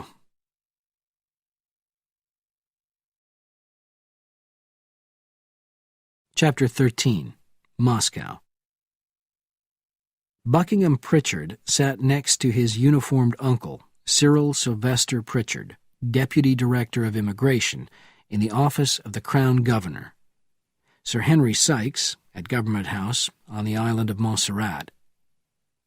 Beside them, on the Deputy Director's right, was their attorney, the finest local lawyer Sykes could persuade to advise the Pritchards if a case was brought against them for helping terrorists, Jonathan Lemuel, now retired after many years of experience in the highest English courts. Sir Henry sat behind his desk and glanced in shock at Lemuel, who raised his eyes to the ceiling in disbelief. The cause of Sir Henry's shock and Jonathan Lemuel's disbelief was the result of the following exchange between Sykes and the Deputy Director of Immigration. "Mr. Pritchard, you've admitted that your nephew overheard a telephone conversation between John St. Jacques and his brother-in-law, the American Mr. David Webb. Also, your nephew Buckingham Pritchard admits calling you with certain information contained in that conversation. You then told him that you had to contact Paris immediately. Is this true?" "It is all completely true, Sir Henry." "Whom did you reach in Paris? What's the telephone number?" "With respect, sir, I am sworn to secrecy." "What did you say, Mr. Pritchard?" "My nephew and I are part of an international organization involving the great leaders of the world, and we have been sworn to secrecy." "Enough!" shouted Sykes, the veins in his head standing out. "You have both been complete fools. You've been tricked by an international terrorist who is wanted all over the world. Do you know the penalty for helping such a killer? It is death by hanging. Now what's that number in Paris?" "Under the circumstances," said the Deputy Director, speaking calmly despite the fact that his hand shook as he reached for his notebook, "I'll write it down for you. One asks for a blackbird. In French, Sir Henry." As Krupkin entered Moscow's Hotel Metropole with Bourne and Conklin, the manager quietly said, "Comrade, there is an urgent message for you." He walked rapidly up to the KGB man and pushed a folded note into his hand. "I was told to deliver it to you personally." "You have done so, and I thank you." Krupkin watched the man walk away, then opened the paper. "I must call Dzerzhinsky immediately," he said, turning. "It's the extension number of my assistant. Come, let's hurry." In the suite, the doors of the two bedrooms were opposite each other. The space between them was a large sitting room, complete with a bar. "Help yourselves," said Krupkin, heading for a telephone on the desk. "By the way, you'll find your weapons in your bedside table drawers. Each is a 38 Grasburia automatic." Krupkin dialed a number and spoke in Russian. He shook his head as he hung up the telephone. "We must go immediately." "Go where?" Conklin said. "We just got here." "We've taken an apartment on the Sadovaya. That's Moscow's widest street, Mr. Bourne. We'll be using it as our headquarters." The car was parked some way from the hotel, where it would be less obvious. A hotel employee got it for them, and Krupkin drove them across the city. The luxury apartment on the busy Sadovaya was one of many in an old stone building that, like the Hotel Metropole, reflected old Russia. The walls were covered with red wallpaper, and the furniture was elegant. But to the right of the large living-room fireplace was a more modern item, a large black television set with a video cassette player. In the apartment was a strongly built man in an untidy uniform, his shirt open at the neck. "For you, I have no name," he said. "You can call me Captain, although my rank is higher." The KGB officer walked to the huge television set and switched it on. St. Basil's in Red Square, said Krupkin, looking at the screen. It's a museum now, but occasionally they hold a small religious service. The screen shook as the man carrying the video camera moved inside the building. Then it became steady. It showed an elderly man in a black raincoat. He was walking beside one of the side walls. "Rodchenko," said the captain. "The great Rodchenko." The man on the screen moved into a corner where two large candles threw shadows on the stone walls. Rodchenko approached another man, a priest, losing his hair, thin, his skin dark. "It's him!" cried Bourne. "It's Carlos!" Then a third man appeared on the screen, joining the other two, and Conklin shouted, "My God!" he roared. "Hold it there!" The KGB officer paused the tape. "The other one! Do you recognize him, David?" "I know him, but I don't know him," replied Bourne quietly, as images going back years began filling his mind. There were explosions, white blinding lights with figures running in a jungle, a captain with a snake lady tattooed on his arm. "It's Ogilvy," said Conklin, his voice distant. "Bryce Ogilvy. My God, they did link up. Medusa found the jackal." Chapter 14. A Gunfight. In his bedroom at the Hotel Metropole, Conklin quickly replaced the telephone. Taking his Grasburia automatic out of the bedside table drawer and pushing it into his belt, he crossed to the living room door. Bourne was standing in front of a window. "Was that Krupkin?" asked Bourne. "It was. Move away from there." "Carlos?" Bourne immediately stepped back and turned to Conklin. "He knows we're in Moscow?" he asked, then added, "He knows where we are?" "The answers are yes to both questions. Last night he killed Rodchenko and also Krupkin's two agents who were following him." "God, he's gone mad." "But why do you think—" "One of the agents suffered a lot of pain before he died. He was our driver from the airport. He was also the son of a friend of Krupkin's, not trained for what he had to suffer. Krupkin thinks he probably talked." "I'm sorry about the loss of life. I mean that. I wish it could have happened another way," said Bourne. "We can't do anything about that now. Krupkin's on his way with an assault team, but he hasn't told the hotel staff. The place has to look normal." "Yes, we'll take him here." Bourne noticed the gun in Conklin's belt. He gestured at the weapon. "That's a little obvious, isn't it?"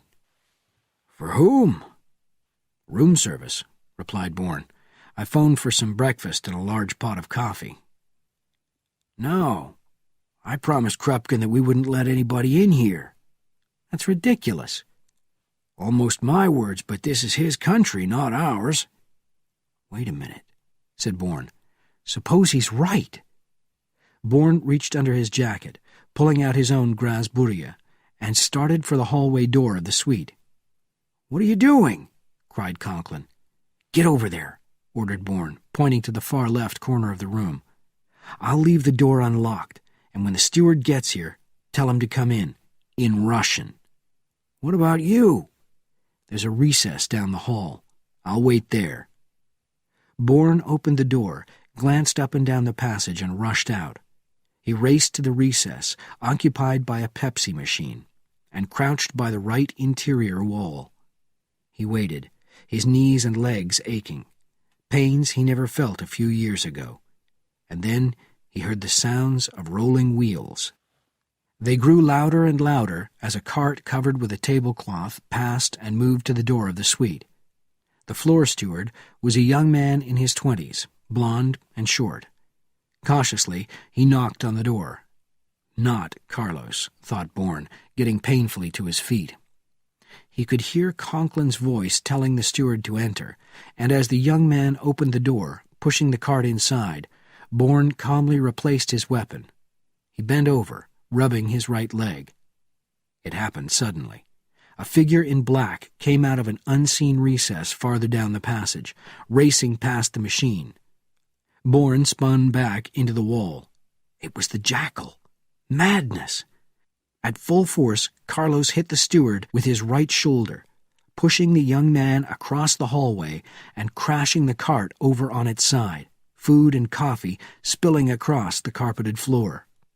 Suddenly, the steward moved to his left as, astonishingly, he pulled a weapon from his belt. The jackal either sensed or caught the movement in the corner of his eye. He spun around, his machine pistol on rapid fire, pinning the blond Russian into the wall, bullets tearing through the steward's head and body. In that long, horrible moment, the barrel of Bourne's Grasburia caught in the waistline of his pants. He tore the fabric as the eyes of Carlos swept up, centering on his own, anger and victory in the assassin's stare. Bourne pulled the gun loose, spinning, crouching back into the small recess as the jackal's bullets blew apart the front of the soft drink machine. On his stomach, Bourne moved across the opening, the Grasburia raised and firing as fast as he could. At the same time, there were other gunshots, not those of a machine pistol. Conklin was firing from inside the suite. They had Carlos in their crossfire. It was possible. It could all end in a hotel passage in Moscow. Let it happen.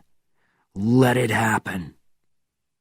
The jackal roared, angry at having been hit. Bourne threw himself back into the recess. Again he crouched. Like an angry, caged animal, the wounded Carlos kept firing bursts from his weapon. 2 frightened screams came from the far end of the hallway, 1 male, 1 female. A couple had been wounded or killed in the storm of bullets. "Get down!" Conklin screamed from across the passage. "Take cover!" Bourne did as he was told, pushing himself into the corner of the recess, protecting his head as much as possible. The first explosion shook the walls, somewhere, and then a second one, much nearer, in the hallway itself. Grenades. Smoke mixed with the broken glass. Gunshots. 9, one after another, a Grasburia automatic. Alex. Bourne got up from the corner of the recess and moved through the opening. Conklin stood outside the door of their suite. He searched the pockets of his pants. "He ran around the corner into the other passage. My gun's empty and I don't have any more bullets." "I do, and I'm a lot faster than you," said Bourne, reloading his gun. "Get back in there and call downstairs. Tell them to clear the area." "Krupkin said—" "I don't care what he said. Tell him to shut down the elevators, close all stair exits, and stay away from this floor." Bourne raced down the hallway, slowing as he approached the couple who lay on the carpet. Each moved in pain. Their clothes were spotted with blood, but they moved. He turned and shouted to Conklin. "Get help up through here," he ordered, pointing at an exit door down the passage. "They're alive!" He moved on, but he knew already that it was too late to catch up with Carlos. A day later, Bourne, Conklin, and Krupkin sat in the living room of the hotel suite waiting for news. The door opened, and the KGB officer who called himself a captain entered. He looked at the 3 men and spat out one word. "Novgorod."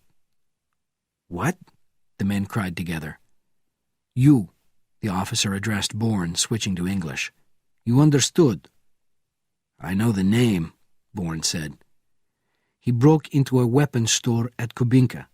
He killed the staff there, though some escaped. He stole guns, plastic explosives, heat-seeking missiles. The store is on the road to Novgorod." "He's going back to the place of his birth," said Krupkin. "To the training camp, where Ilyich Ramirez Sanchez became Carlos the Jackal. He's going there because he was thrown out, marked for death as a madman." "What will he do in Novgorod?" asked Bourne quietly. "Who knows? He intends to leave his mark, no doubt. in answer to the people he believes betrayed him more than 30 years ago. He probably has papers to get him inside. I can't believe he hasn't. But we'll stop him. Don't even try, said Bourne. He may or may not use the papers. Like me, he doesn't need them to get inside. But if he senses something is wrong, and he will, he'll kill a number of good men and still get in. What are you saying? Asked Krupkin cautiously. Get me inside ahead of him, with a detailed map of the whole complex and a document that allows me to go wherever I want to. You've lost your senses, cried Krupkin. An American? An assassin? Inside Novgorod? I haven't the slightest interest in your training facility. My only concern is Carlos. I want him dead, and so do you. All right, said Conklin from his chair, his eyes on the ceiling. He looked straight at Krupkin. Let's deal. You get him into Novgorod, and you keep Ogilvy. We've already got him, Alexei. You haven't. Washington knows he's here. So? So, I can say you lost him, and they'll believe me. Think of it. No world court embarrassments, none of the problems caused by holding an American accused of international crimes. You take over the Medusa operation with no complications. And who better to be in charge than you? A cultured man with experience of living in the West? Forget the house in Geneva, Kruppy. How about a villa on the Black Sea? It is a most intelligent and attractive offer, said Krupkin thoughtfully. No, no, no, shouted the KGB officer. This is crazy. Oh, for God's sake, shut up, roared Krupkin. We're talking about things you cannot possibly understand. What? Like a young child criticized by an adult, the officer was both surprised and frightened by Krupkin's words. Very well, said Krupkin, his own eyes now on the ceiling. The order will be issued secretly, its origins untraceable. How fast can I get there? Asked Bourne. There's a lot I have to organize. We have an airport in Vnukovo under our control, no more than an hour away. First, I must make arrangements. Hand me a telephone. You, my stupid comrade. The officer moved quickly, bringing a phone to Krupkin's table. One more thing, Bourne said. Have TASS put out an immediate news release with heavy coverage in the newspapers, radio, and television that the assassin known as James Bourne died of his wounds here in Moscow. Don't give too much detail, but they will need to know something of what happened here this morning. That's not difficult. TASS is an obedient servant of the state.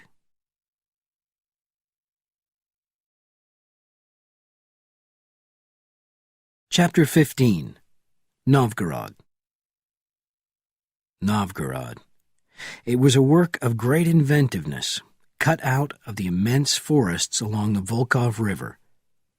From the moment Bourne appeared from the deep underground tunnel below the water, with its guards, gates, and many cameras, he was close to being in a state of shock.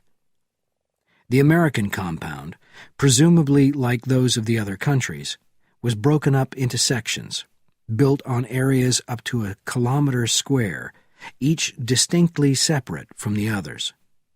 One area, on the banks of the river, might be the heart of a main village by the ocean. Another, further inland, a small southern town. Another, a busy city street. Each was completely real, with the appropriate vehicles, police, stores and drugstores, gas stations, and office buildings. The people who worked there dressed as local people would. Obviously, as important as the physical appearances was language, not just the use of excellent English, but the mastery of regional differences. As Bourne wandered from one section to another, he heard all around him the distinctive sounds of New England, of Texas, of the Midwest, and the large eastern cities. It was all unbelievable. Bourne followed the signs. Everything was in English. To the city of Rockledge, Florida. He was going to meet a man called Benjamin at a lunch counter in the local Woolworth store. He was looking for a man in his mid-20s with a Budweiser baseball cap on the high chair beside him, saving the place.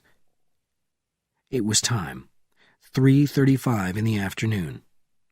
He saw him. The sandy-haired Russian was seated at the far right end of the counter. There were half a dozen men and women along the row, talking to one another over soft drinks and snacks. Bourne approached the empty seat, glanced down at the cap, and spoke politely. "Is this taken?" he asked. "I'm waiting for somebody," replied the young KGB trainer. "I'm just having a quick Coke. I'll be out of here in a few minutes." "Sit down," said Benjamin, removing the hat and putting it on his head. A waiter came by and Bourne ordered. His drink arrived, and the KGB trainer continued quietly. "So, you're Archie. And you're Benjamin. Nice to know you. We'll both find out if that's a fact, won't we? Do we have a problem? I don't approve of you being here. I've lived in the United States and I sound American, but I don't like Americans." "Listen to me, Ben," interrupted Bourne, his eyes forcing the trainer to look at him. "I haven't the slightest interest in the purpose of Novgorod, although the whole complex is a lot more impressive than Disneyland." Benjamin tried hard not to laugh and failed.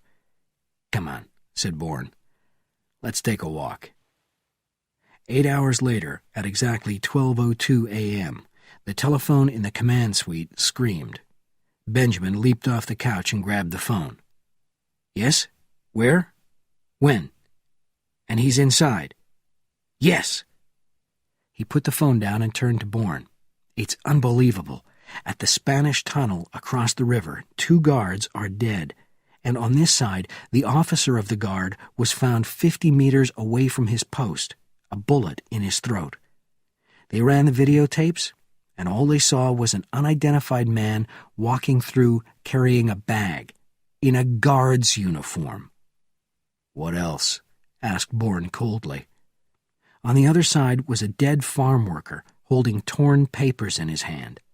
He was lying between the 2 murdered guards, one of them only wearing his shorts and shoes. How did he do it? The farm worker was working for him. Carlos must have paid him a lot and sent him in with rotten false papers, then run in himself. The officer appeared at the right time and caught the farm worker, and in the confusion, Carlos got through the tunnel. But the papers he used, everything had to be checked against the computer. Those were Krupkin's instructions. I think you have to accept that Carlos has somebody inside here, somebody with authority. That's possible, agreed the young trainer rapidly. So let's go, and when we get outside we stop somewhere and you get me what I need. Okay, that's been approved. The Jackal braked the huge fuel truck at the West German border. He adjusted the coarse shirt that covered a Spanish general's uniform, and as the guard came out of the gatehouse, Carlos spoke in Russian, using the same words he had used at every other crossing. Don't ask me to speak the stupid language you talk here. I deliver gas, I don't spend time in classrooms, here's my key. I barely speak it myself, comrade, said the guard, laughing as he accepted the small, flat object and pushed it into the computerized machine. The heavy iron barrier moved up into the vertical position. The guard returned the key, and the Jackal sped through into a small West Berlin. In the narrow copy of a main street, he slowed down and pulled the gas release. The fuel flowed out into the street. He then reached into the open bag on the seat beside him, took out the small pre-timed plastic explosives, and, as he had done throughout the southern compounds to the border of France, threw them through the lowered windows on both sides of the truck toward the wooden buildings he thought would burn best. He sped into the Munich section, then to the port of Bremerhaven on the river, and finally into Bonn, flooding the street, throwing out the explosives. He had barely 15 minutes before the first explosions took place in all of West Germany, followed by explosions in the other compounds, each spaced 8 minutes apart, timed to create maximum effect. And while the fire engines raced here and there, and the frightened people tried to escape, Ilyich Ramirez Sanchez would burn Paris. Then would come England, and finally the largest compound in Novgorod, the United States of America, country of the second-rate assassin, Jason Bourne. Carlos checked his bag. What remained were the most dangerous instruments of death found in the weapons store of Kubinka. 4 rows of short, heat-seeking missiles, 20 in all. When they were sent into the sky, each would seek the sources of fire and do its work. Bourne stopped the jeep at the entrance to the French compound and handed the guard his computerized card. "Quickly, please," he said in French. The guard walked rapidly to the security machine as an enormous fuel truck, heading the other way, passed through into England. The guard returned, and the iron barrier was raised.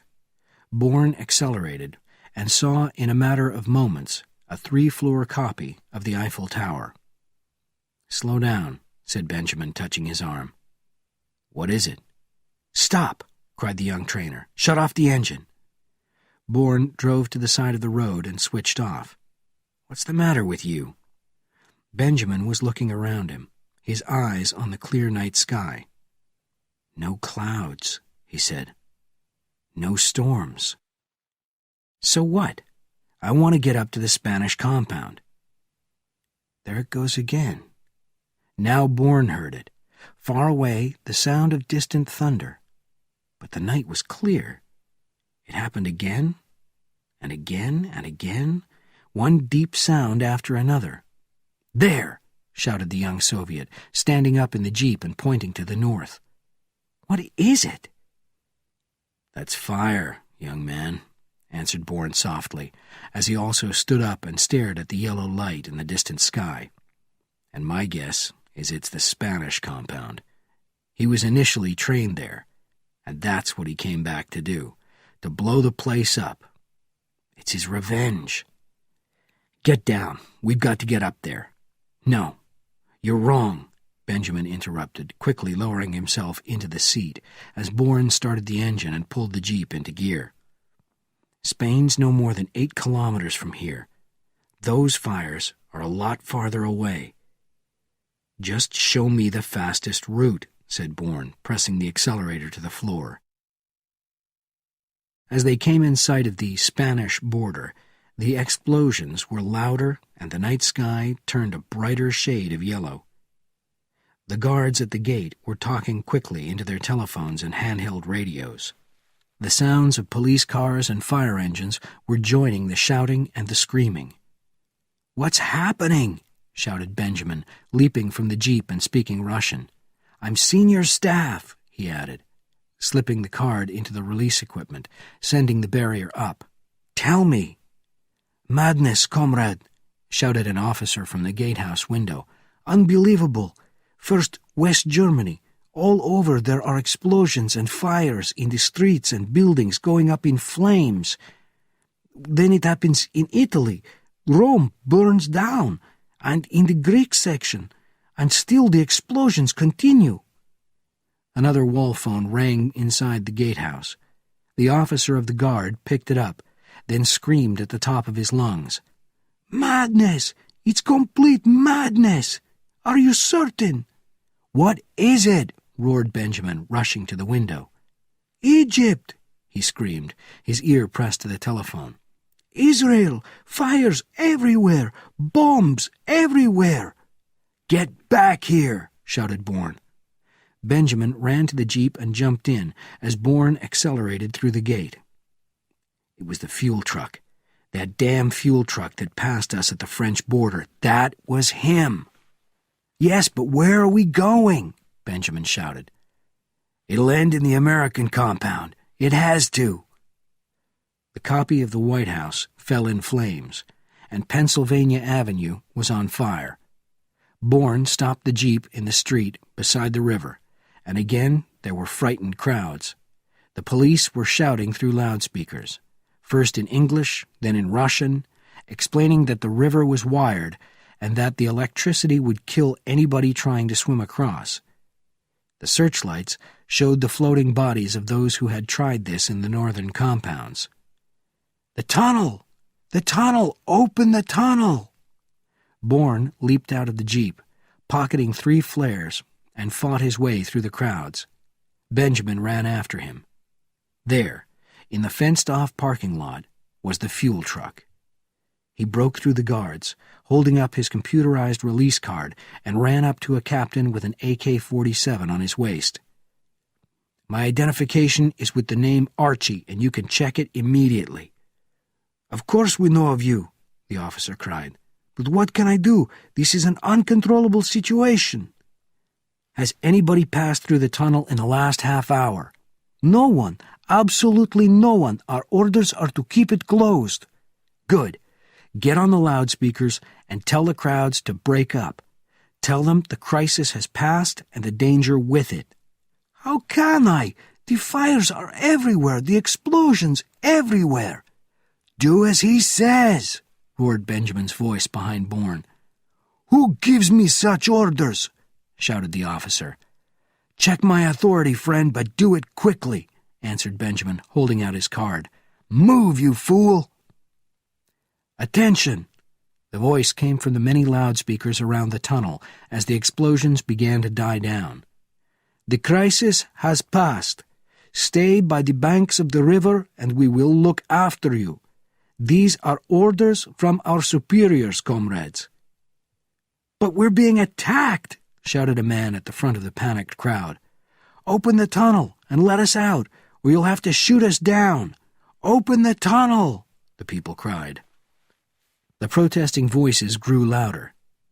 "Can you operate the tunnel's machinery?" Bourne shouted. "Yes, everybody on the senior staff can. It's part of the job." "The iron gates you told me about?" "Of course." "Where are the controls?" "The guardhouse." "Get in there," shouted Bourne to Benjamin, taking one of the flares out of his field jacket pocket and handing it to him.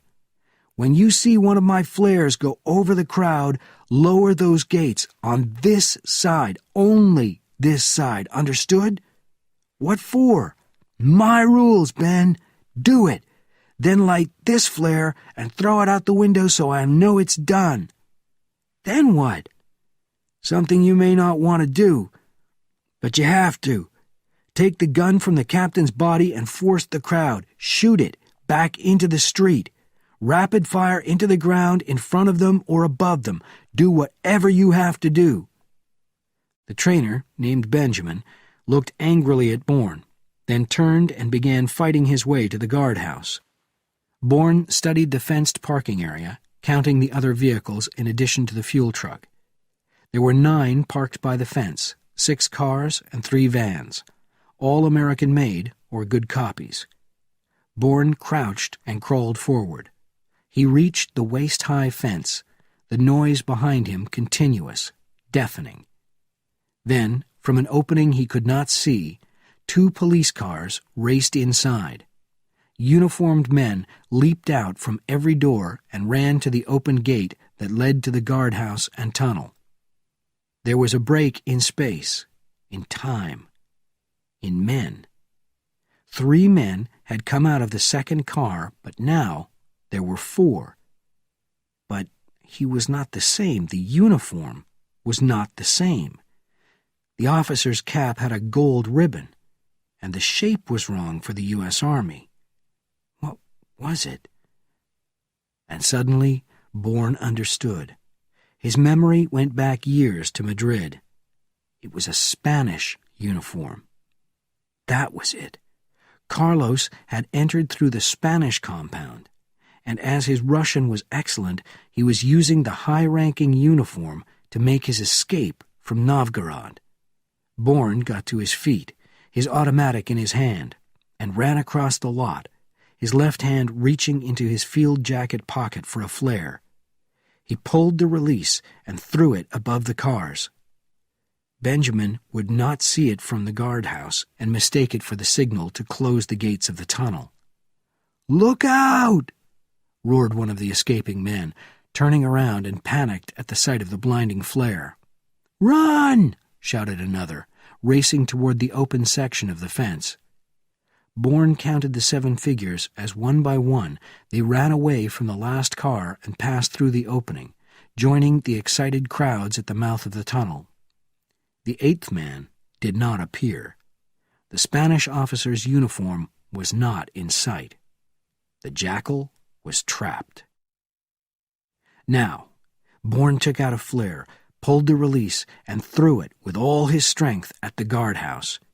"Do it, Ben," he screamed in silence as he took out the last grenade. "Do it now." A thunderous roar came from the tunnel, frightened protests from the crowd, then 2 rapid bursts of automatic gunfire were followed by commands over the speakers, shouted in Russian. Bourne dropped to the ground, looking at the undersides of the vehicles. A pair of legs, in boots, behind the 3rd car on the left. He gripped the grenade in his right hand, pulled the pin, and threw it under the car toward the legs, only at the last moment realizing that he had made a terrible error. The legs behind the car did not move. The boots remained in place, because they were only boots. Bourne threw himself away from the car onto the ground and curled his body into the smallest mass he could manage. The explosion was deafening. Pieces of glass and metal stinging Bourne's back and legs. He got to his feet in the smoke and fire.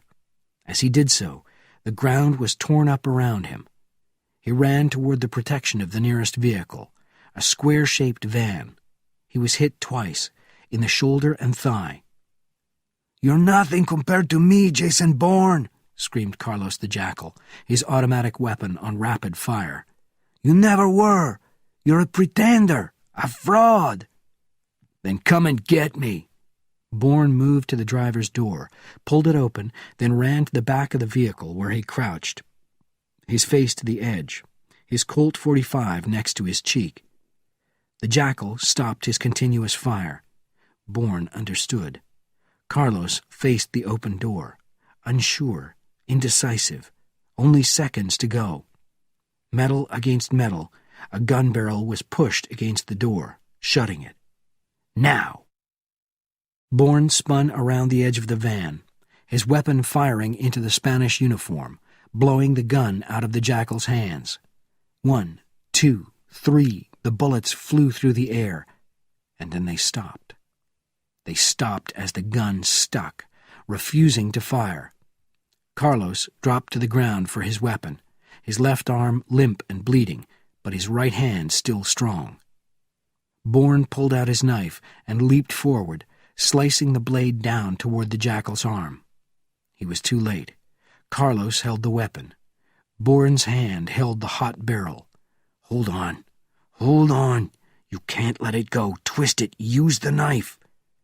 With a last desperate effort, Bourne pushed up and crashed Carlos back into the side of the van, striking his wounded shoulder again and again. The Jackal screamed, dropping the weapon, then kicked it under the van.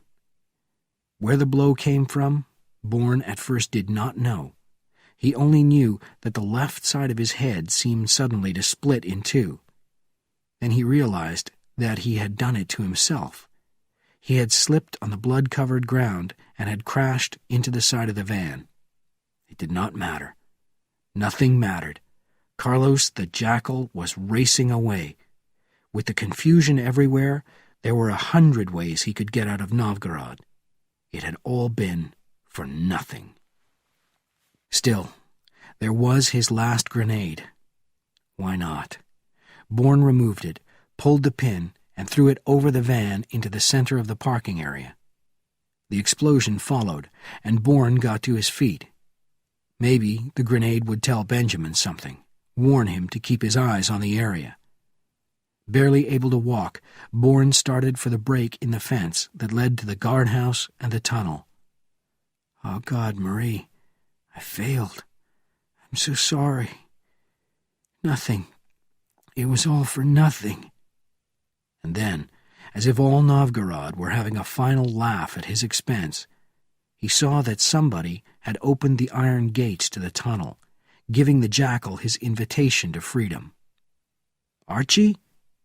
The young Soviet ran out of the guardhouse toward Bourne. "God, I thought you were dead." "So you opened the gates to let my killer walk away?" shouted Bourne weakly. "Why didn't you send a limousine for him?" "I suggest you look again, Professor," replied a breathless Benjamin, studying Bourne's bruised face and blood-stained clothing. "Old age has damaged your eyesight." "What?" "You want gates? You'll have gates." The trainer shouted an order toward the guardhouse in Russian. Seconds later, the huge iron gates descended, covering the mouth of the tunnel. But something was strange. The gates appeared to be swollen somehow, shiny and showing reflections. "Glass," said Benjamin. "Glass?" asked a puzzled Bourne. At each end of the tunnel, 8-centimeter walls of glass, locked up. "What are you talking about?" It was not necessary for the young Russian to explain. Suddenly, a series of huge waves crashed against the glass as the tunnel filled with the waters of the Volkhov River. Then, within the silence of the growing, moving liquid, there was an object, a thing, a body. Bourne stared in shock, unable to release the cry that was in him. He gathered what strength he had left and ran unsteadily to the wall of glass. Breathlessly, he placed his hands against it and looked at the scene barely centimeters in front of him.